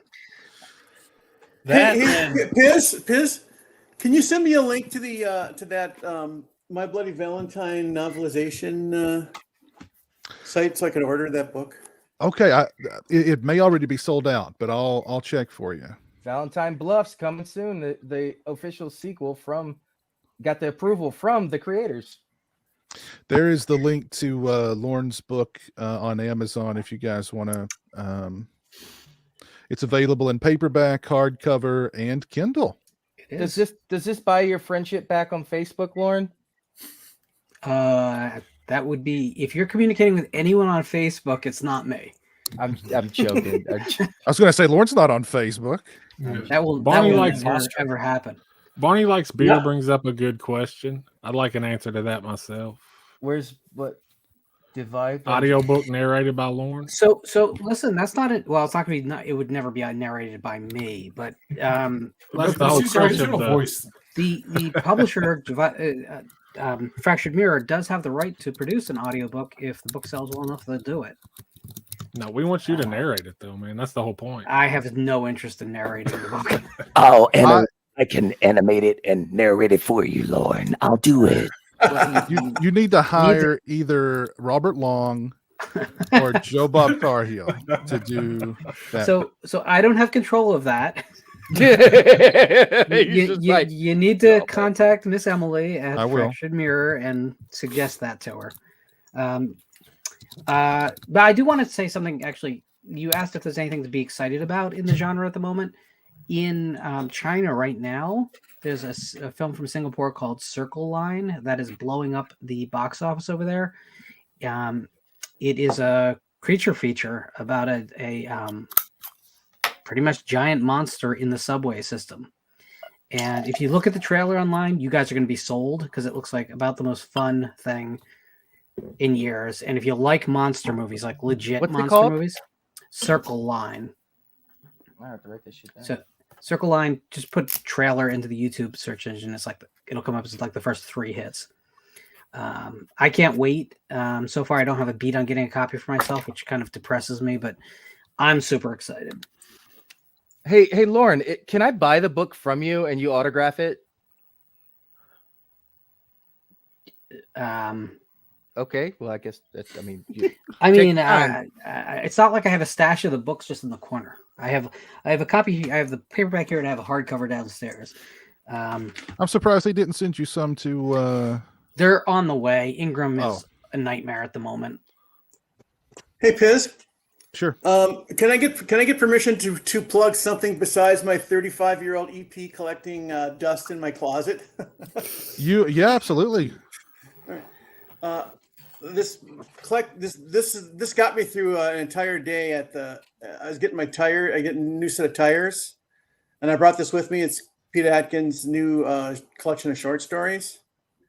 You know, Peter Atkins, Hellraiser 2, 3, and 4. Mm-hmm. It's fantastic, man. Yeah, good guy, good author. Definitely support him also. Ben Grimm asked if we had any thoughts on the Oscars or the Razzies. It actually seems like the Razzies got more attention on social media today than the Oscars. A lot of people were upset because the Razzies nominated the little girl from Firestarter as one of the worst actors of the year. Was it that bad? I've not seen it. No one has seen it. Everybody shits on it, but I didn't think it was that bad. It's not. I thought it was okay. It's not offensive or anything. It was pretty bad. It's just a standard superhero movie. It's a fine time waster, I say. I remember not long ago, like the Razzies were kind of like just this fun thing that people just were like, oh, like some actors even went and picked up their award at the Razzie ceremonies. Of course, now today it's like F the Razzies. How can we celebrate? You know, we're making fun of the people, and like, I'm just like, I mean, whatever. I'm not like a big Razzies fan or anything, but I mean, of course, there's been a huge shift. But like they got no love today on social media for nominating that little girl. And I don't know. I mean, maybe lay off the little girl, maybe, because I mean, is a little girl. But she's going to go to school, and they're going to be like, "Oh, there's Susie. Hey, Susie, how's your Razzie award? You loser." They're also going to be like, "Hey, she's the movie star in our class." Exactly. Yeah. Boom. It's like, yeah, you may make fun of me, but shove this up your ass. Well, she probably goes to Hollywood High, and all the kids are like, some sort of industry. She's homeschooled by Scientologists too. What do you think? Oh, okay. There you go. Oh, damn. Okay. Never mind. I don't know about that because the Scientologists would have shut down that whole show. Anyway, I saw some of the nominees for the Oscars. Nothing really jumped out at me. I didn't see Mia Goth anywhere. What the hell? The most disturbing thing is a Best Supporting for Jamie Lee Curtis for her awful performance in a very good film, Everywhere, All at Once. Agreed. Except the last 20 minutes. I agree. Except the last 20 minutes. She's bad in that movie. She's like legit bad in that movie. Worse than normal. I don't think Lauren likes Jamie Lee Curtis. Is this a new trend? What was that? You don't like? I don't know. Nico says you don't like Jamie Lee Curtis. I don't think you're. Are you team? You're not team. No. Did I? Oh. There goes a friendship down the drain. It's. I just don't. I think in that particular film, she's pretty awful. Especially since everyone else is really, really good in that film, and she seems to be thinking, "Oh, I didn't wear makeup, and I'm letting you see my gut." That's acting. Wait, that was fake, right, Laura? No. What? That's her. That's the real Jamie Lee Curtis. Shut the. Well, I mean, she's an older lady now. She's not doing. Yeah, and that's fine, but you need to act on top of all that. I thought that was a bodysuit, man. She put weight on? No, she did it. She's a serious actor. All that Activia. They work well enough, apparently. It was all the weight of carrying Halloween Ends. I know, I love it. Jesus. I will say, check out Trading Spaces. Yeah, she's something in that movie. No, her early career, she's usually elevating the projects she's in. It's just Everywhere All at Once was a great film. Didn't make my top 10 of the year, but it was on that list for a long time before it got pushed down. And she's like the weakest peg of that film. There's every other actor in that film could be nominated. I'd be happy for it. Is this a new trend I noticed where they're calling like if you get nominated for writing a sequel, it's considered an adaptive work? I thought adaptive works were. What? I thought adaptive yeah. works where if you adapted a novel into a screenplay, not your. No, if it's based a on sequel. previously produced material, then it's adapted. So that even a sequel. They chalk it up to a fan film writer. That's BS. No, it's considered legally a derivative derivative work. Have they always done that though? Well, they used to. When have they ever nominated a sequel? I guess that's probably Terminator Godfather 2. 2. Godfather 2. Terminator 2. Godfather 2 is the answer. Well, wait. James Cameron wrote Terminator 2. I'm an idiot. But I thought that was kind of odd. It's like best adapted screenplay, Top Gun Maverick. I was like, what the hell? Okay, well, yeah. But I mean, Top Gun Maverick's got a lot of nominations. I wonder what the next one's going to be. Top Gun Goose, Son of Goose. Yeah, but in 30 years, and I won't. Yeah, see 30 it. years. Yeah. Tom Cruise will look exactly the same. He'll be hanging off the side of an airplane. You know what I mean? Kept alive by the body titans. There you go. I've never seen either one, actually. Don't see the Believe it or first. not. Just jump right to the second. Come on, You're fine. no, Lauren. Look, if I cried, I was like 8 years old, and I watched that. I cried, but I mean, I also cry at every Nicholas Sparks movie, so whatever. I can't say I cried, but I mean, when you hear, Wait, Highway to the Danger Zone, Yeah. and Tom Cruise is riding that motorcycle. I mean, that's cinema. That's cinema. You don't see that kind of cinema I today. think someone just really likes men playing volleyball. With That blue is jeans cinema on. too. You know what? It takes a lot of extras and PAs to grease them up. Okay, don't knock them. Those people earned their money that day, greasing Yes. up Tom Cruise and Val Kilmer. No, They earned their money that day. Maverick is a perfect example of why the old chestnut of sequels can never be as good as the originals. It's just wrong. It is a far, far superior film to the original in every way. And it's from a writer that I don't usually like his work. Aaron Kruger is usually a guy that's toxic to me, but Jesus Christ. I thought Christopher McQuarrie, was that a co-thing? There's Three four writers in there. There's three? Four? Four? Oh. I thought there was four, but yeah. Well, what's funny is whenever you see these videos of like Tom Cruise hanging off a plane or doing these crazy things, like Christopher McQuarrie is like with him. He's not hanging off the plane, but he's like in the seat. You know, it's like So I don't know. He loves Christopher McQuarrie, and he's the guy's a good writer. So he's gonna end up dying on accident, and we're not gonna be able to see like this Mission Impossible Part 2 because he's trying to be big and I'm convinced he's going to fake his death this way, though, because none of us will doubt it. Well, that's not. That'd be interesting. Hey. Then they can launch it. Elon can launch him into space to be Space Jesus, and it'll all work. Mm-hmm. Oh wow! Lauren. Ah, God, damn, bro. Hey, Lauren, did you take your Hims pills today, sir? I have explained this. The only thing I take is Paxil. Oh, God. I'm just messing, man. Don't. Does anybody here actually watch the Oscars? Not for 10 years. No. Yeah. The last time I watched the Oscars was for a Sausage Factory episode where we roasted the Oscars, and even then it was 4 hours long, and by the end you're just like you're in a complete daze. They need to get Ricky Gervais to just like the way he did with the Golden Globes. They just roasted. Oh yeah, that was so good. I didn't watch that. I gotta wait. Yeah, wait. He roasted the Oscars like he roasted them when he was kicked off or banned from ever hosting it again. He roasted everybody in that award show. Oh, he roasted the Hollywood Foreign Press. He roasted Hollywood in general. I mean, he brought up Jeffrey, what's his name, with the island, and everybody went ooh, and he was your friend. Oh yeah, shit. You were on the island with him. Don't blame me. It's like Mel Gibson. If you live here and you've worked in the industry or whatever, it's like the closer. It's the kind of thing like anything. The closer you get to it, the more sick of it you get, because it's like just a lot of campaigning and politicking, and I already know what I like. No one's going to tell me. So but it's just like it gets nauseating. After a while. He said something else great. He said, if you win, come up here, take your little award, thank your God, and F off. You know what I mean? No Yes. politicking, no virtue signaling. Get your award, thank your God, and piss off.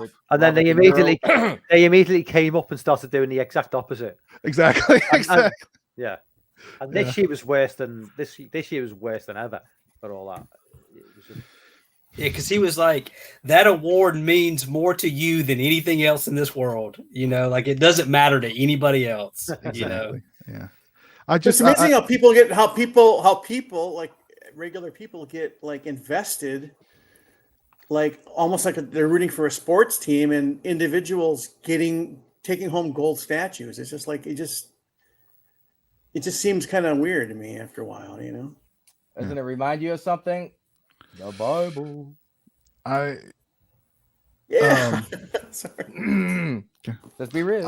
I don't know. It's I've had a hard enough time rooting for sports teams. Yeah.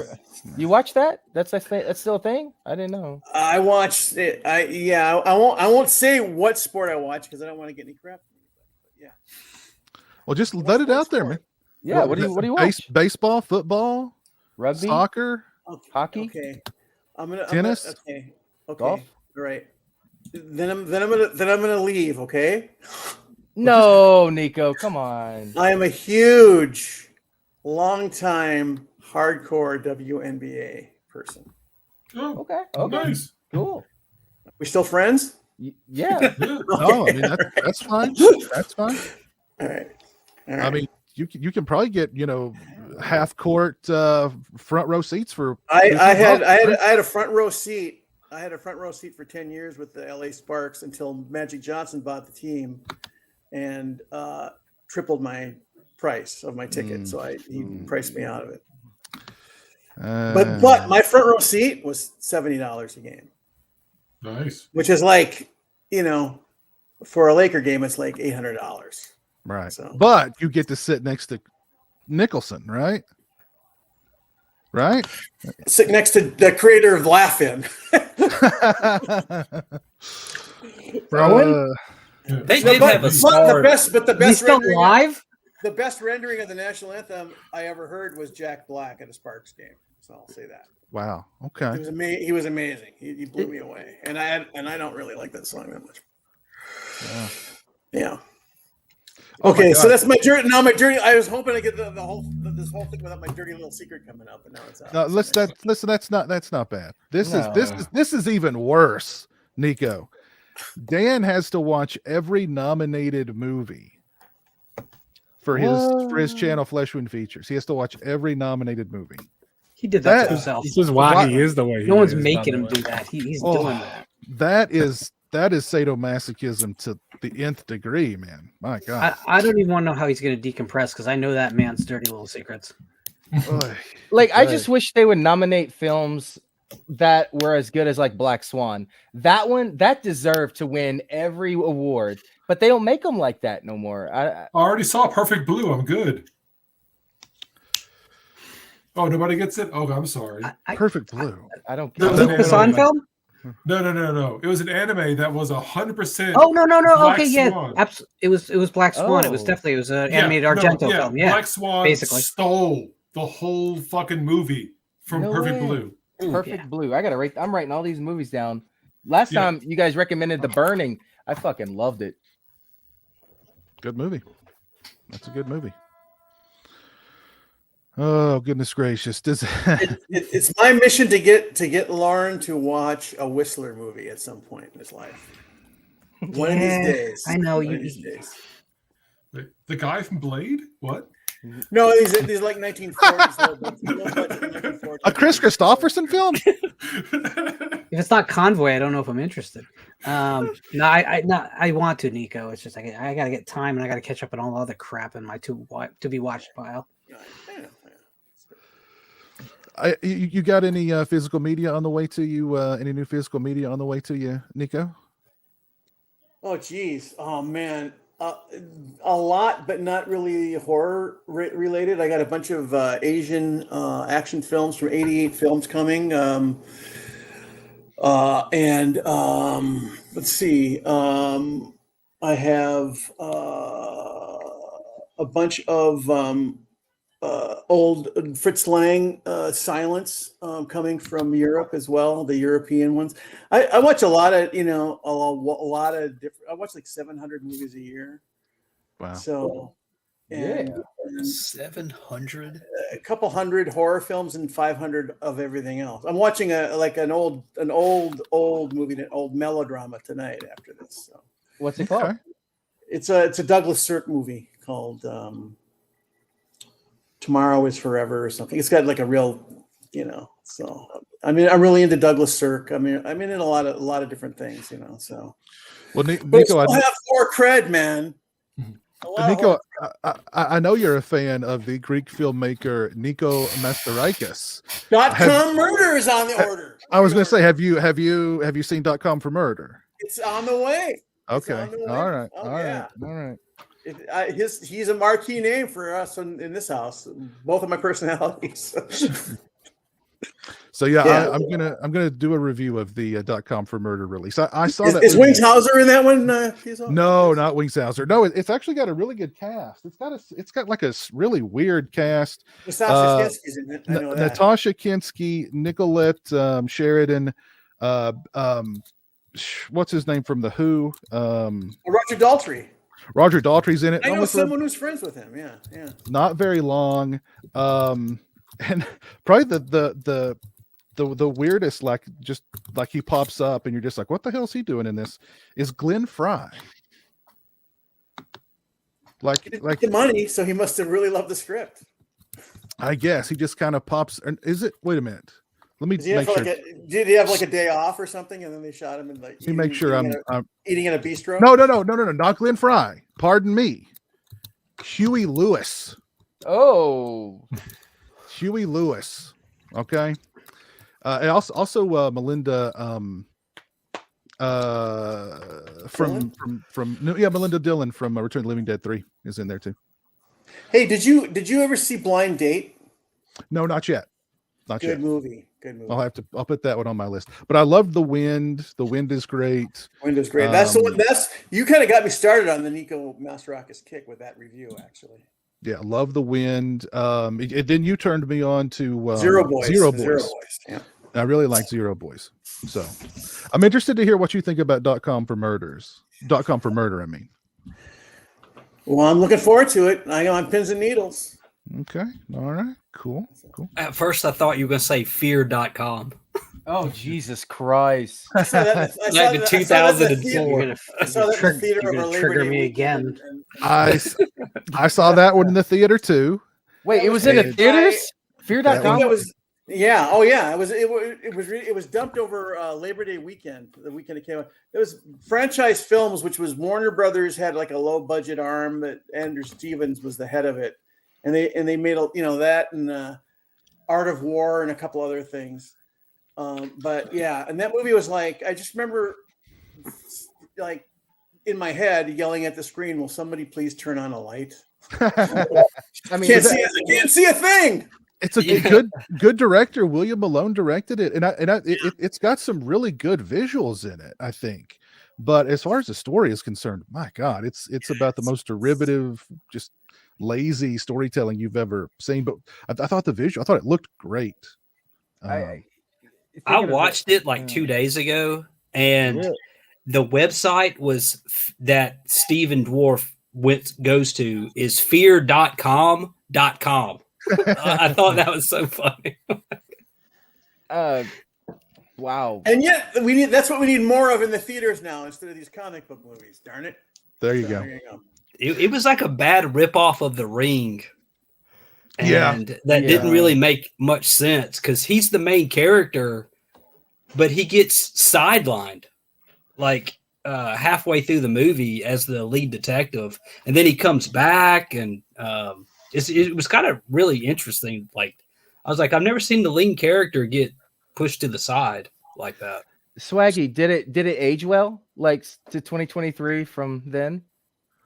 It was. I don't think if you saw it probably back in the day and you really liked it, it would be okay, But I was watching and I was like, it's not terrible. Don't get me wrong, but the CGI was because I think it came out in 2004. It came around the time when like the movie Pulse, where they had great actors in it, but the story and everything you saw was like, what? Yeah, that was. Are you that's talking about American. fear.com? Mm-hmm. Yes.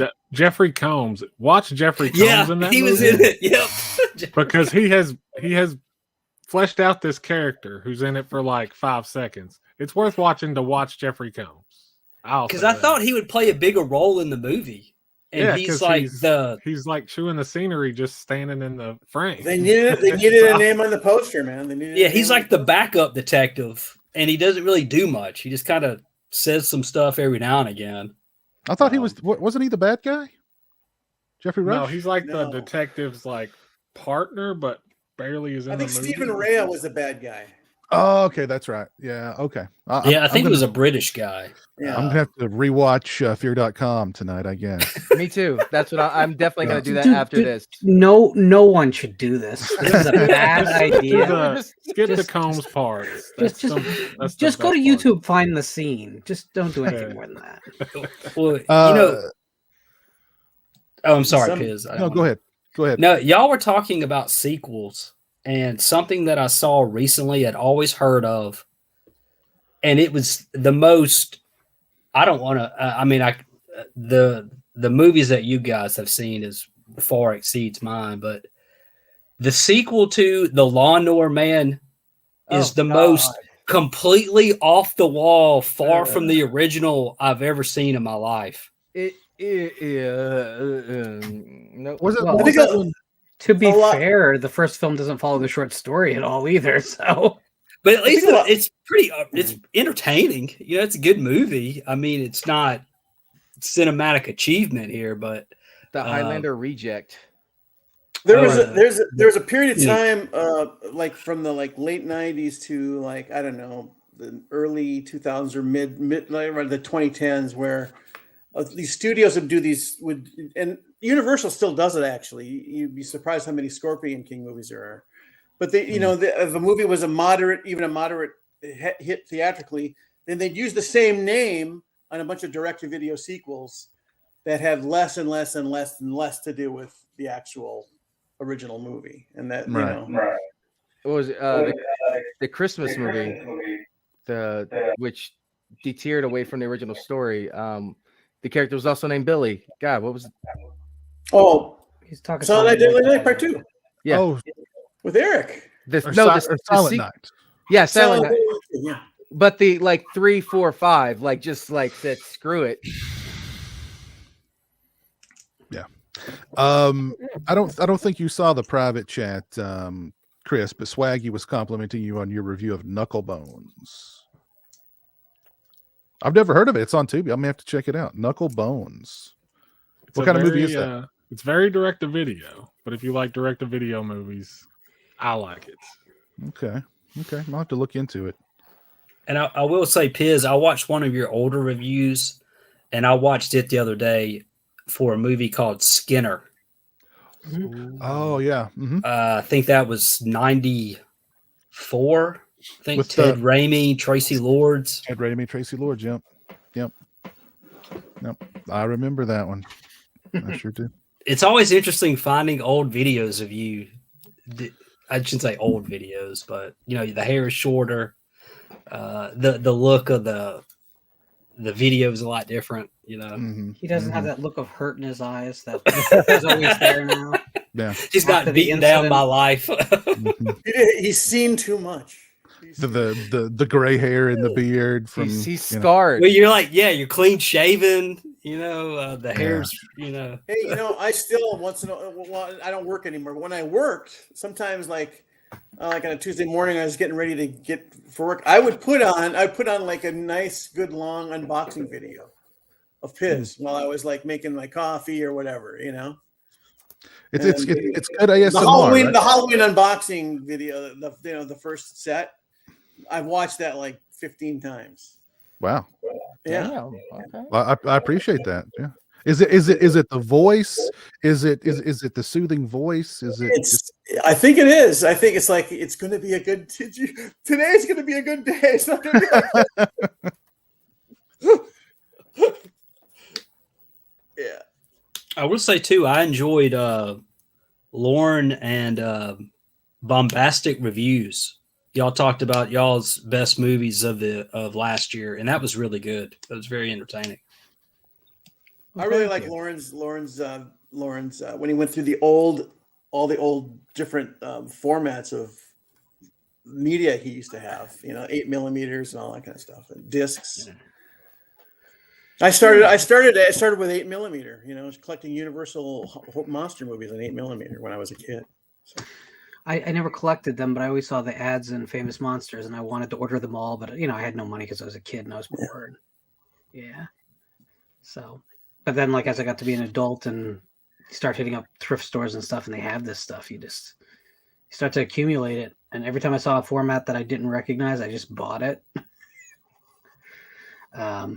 It was the biggest trauma of my like junior high years is when I had all these 8mm movies, and then they switched to Super 8. They didn't have a Super 8 projector, and I didn't know what to do. But I'm still here though, people. Well, you could just open the aperture fully, and you'd have to deal with the fact that the sides would be all fuzzy, but you could watch them.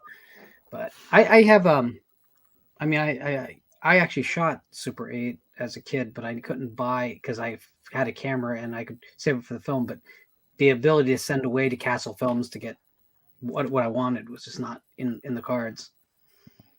So I laughed so hard I accidentally kicked my surge protector, and I shut off the power to the everywhere. So nice. And he came back slightly bluer.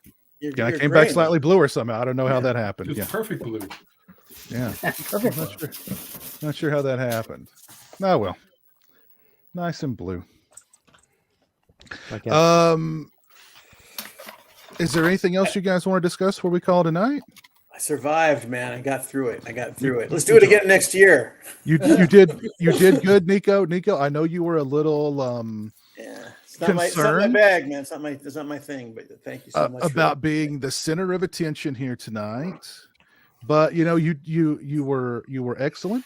You were tonight's all about you, Nico. We're celebrating you. We're celebrating what a good guy you are. We're celebrating your retirement, your freedom to now watch as many movies as you want, to do your writing, and to just be an even bigger part of this lovely community of ours. And I'm very very happy for you. And I'd love to read some of your writing, particularly the stuff that's not copywritten. So if it's really good, I can steal it. In America, the moment you create something, it's copywritten to you. Yeah, there's no such thing. But not with the not with the courts. All right. No, it's the Pizzows, the CHHs, and the Laurens that got me out of my skin, and so it's a great community to be part of. At first, we skinned him. Mm-hmm. It's kind of and now, full body circumcision. That's what happened here. The true Nico is revealed. Was it Don Knotts the entire time? Bring me the blood of the innocent. Well, let's go around the horn here. Swaggy G, where can we find you on social media? You can find me on Instagram. That's about it. But you might be disappointed. I do have a couple of questions though for you, Piz. Okay. On the back of this, what is this right here? That is Jeremy's smiley face. So Jeremy's signature is just a straight line, but to make it more personal, he'll draw a smiley face or what's supposed to be a smiley face. Oh, gotcha. That little circle with the lines in it, that's a smiley face. Gotcha. Cool. No, I just wanted to say, Lauren, I got your book. I'm about 80 pages in. Slasher Home Video. I love watching your stuff, man. You do some good, excellent reviews. And Piz, thank you for what you do, man. All of y'all. I don't know a lot of y'all, but I will say, watching y'all's videos, just talking horror has really made my life a lot better. Aww. Right on. Yeah, okay, that's enough. All right. Maybe I'm a little drunk. Show your emotions. Giant Chris, where can we find you on social media? So on Twitter, I'm at Bonus Pretzel. And then on Facebook, it's just Chris Johnson, whatever. I will say though is I wanted to make one last question for the panel. Sure. What movie are you most excited for currently slated to come out this year? Evil Dead Rise for me. Scream for 6. For me it's going to be Renfield. Ooh, That's a that's good one. right. yeah. That's pretty good, yeah. I watched that trailer the other day. I'm excited about Renfield too. I think that looks like it's going to be a lot of fun. Cage's like channeling Christopher Lee. I didn't see that coming, and I'm kind of excited about that. Well, it's that as well as I'm a huge fan of Robert Kirkman, so he's wrote the script for it. So That's cool. That's cool. Oh, just one last thing. I want to do just a quick RIP to Eugenio Martin, who the director of Horror Express, who died this week. Okay. Great movie, great director. Great movie. Did not know that he passed away. And then, Peter Cushing and Christopher Lee. I'm excited for Renfield. I'm also, I don't know, something about Evil Dead Rise kind of tickled my funny bone. I want to see it. Will it be in theater? Will that be in theaters or just on Hulu? It's going theatrically. Theaters. It's theaters with a 2-week window. Ash better be in there. That's all I'm saying. They can't tease us with the series. He's got to, man. Come on. It's fine without him, but they've never let us down. So I have faith that this one will stay the same level of at least entertainment value. There was a There's chainsaw in the trailer. There's a Stephen King adaptation. I think it's called The Boogeyman that was supposed to go straight to streaming, but apparently it tested so well they're going to give it a theatrical run now. I don't know anything about it. I've not read this story, but apparently it was good enough that they've decided to. Same thing with Evil Dead Rise. It's in Night Shift. It has been adapted as a short before. There used to be a VHS release of the short under the name The Boogeyman Will Get You. You can find it on eBay, the VHS, for like $5 because there was a ton of them. They were in like every Kmart for like 10 years. There's not much to the short story. It's a guy talks to a psychiatrist about the monster in his closet. But I have a feeling they really embellished to get it feature length. I would think so. Yeah. I used to work at Kmart in the electronics department. Did you? Yeah. I miss Kmart. Yeah. Every Tuesday was whenever the new movies got released. So this was back whenever there was DVD and VHS. And I remember there was the widescreen DVD or the full screen DVD that you could get. I remember those. I remember that too. Yeah. The old days. The Target last week, there wasn't a lick of physical media anywhere in that store except for at the front counter. There's a couple titles. That was it. I think they downsized it. It's now TVs. I saw a Facebook post. The full screen DVD. Oh my God, Pinocchio's Revenge. Wow, classic. Jack, where can we find you on social media? You can find me. You can add me Jack Hunter 2 on Facebook and GHB Studios, and check out the new film Blamed. It's not Amityville. My Amityville movie sucks. I'm not gonna lie. I can't. Anyways, but yeah, you can find us there and check out our films. Okay. Nico, where can we find you, my man? Nowhere. Nico is shadow in the corner in the valley of your mind. But we'll be able to find you on probably more of these streams, though, right? Yeah, once in a while, sure. Cool. I now that I know I can survive them, yeah. Cool. Little Chris, where can we find you, sir? / your own video. Make videos and stuff. Yeah, Chris has a channel / your home video. He's doing a lot of cool stuff over there. Go check him out. I like how he's little Chris and he's like a foot taller than me. Yeah, 6'5". Yeah. Well, that's because Giant Chris is like 7'2" or something. So It's a It's only comparative. 6'11". So. 6'11" still. I mean, Yeah, it's only 6'11". It's fine. only 6'11". I kind of like it, you know. I never get to be like, "Hey, I'm little Chris," like you know. For once, I get to be the little guy, so I'm basking in it. We've got the small guys at the bottom of the screen, I think. Because I'm only 5'9", so. Oh man, I need to be at the very bottom. I'm 5'6". 5'9.5". I got that half You still there. wouldn't be at the very bottom.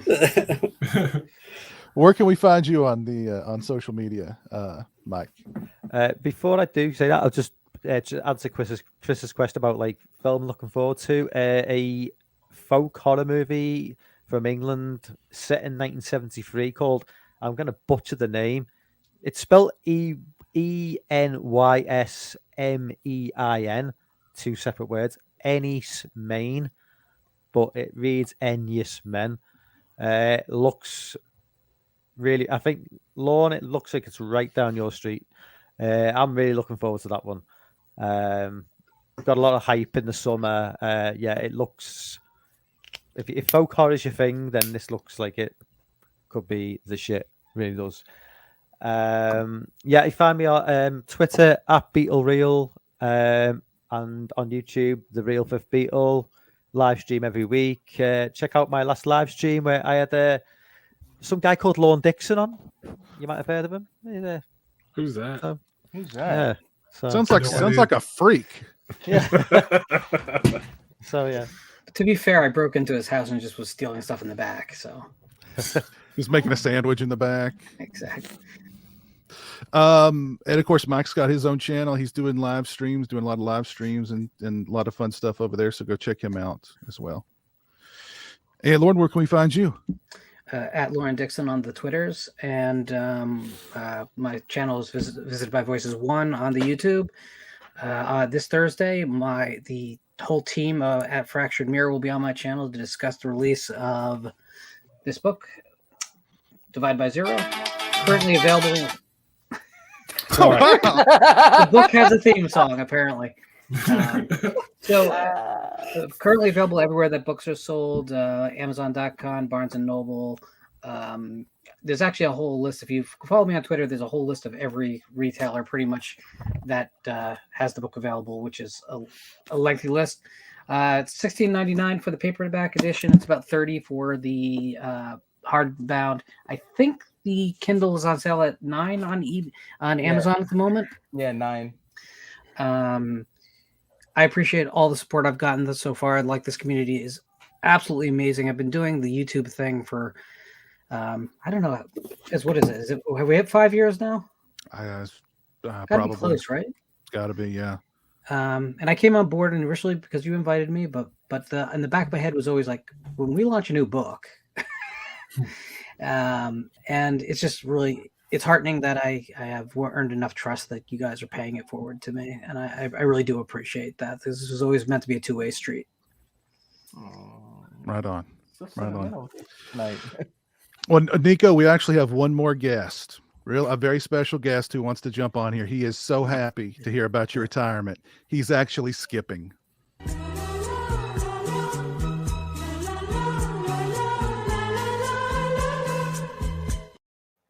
Fred Durst sends his best to you, Nico. And he's a big fan. You could tell he's really excited about your retirement. He's actually, what's that, Fred? Something else? What do you think about Nico? He's a bad motherfucker. You've got Fred Durst approval right there, Nico. You got Fred Durst approval right there, man. The O-Tour. The O-Tour. The Nookie. There you go. There you go. Back to polishing my slip cover. Oh, geez. Well, thank you everybody for tuning in. Let me give some shout outs here. Thank you Kev for tuning in, Kev24 for tuning in over on Twitch. I know we had a couple other people tune in on Twitch, but when I restarted everything, that kind of pooped that out. Thank you Brian Trash, Joe Reese, Dave, Wild Wrangler, Michael Sullivan. There's Sam hanging out with us in the chat tonight. Hope you're doing well, Sam. We've got Andy Breckenridge. We've got Dan in the chat who couldn't be here with us tonight. Hope you're doing well, Dan. We've got Cliff Booth, even though he's talked bad about Feruza. That's just awful. Let's see who Chester 22 was hanging out with us tonight. Andy Breckenridge, Mr. Boone, Ben Grimm. Yeah, thank you all for hanging out with us tonight, and thank you all for joining me and celebrating Nico's retirement. Everybody.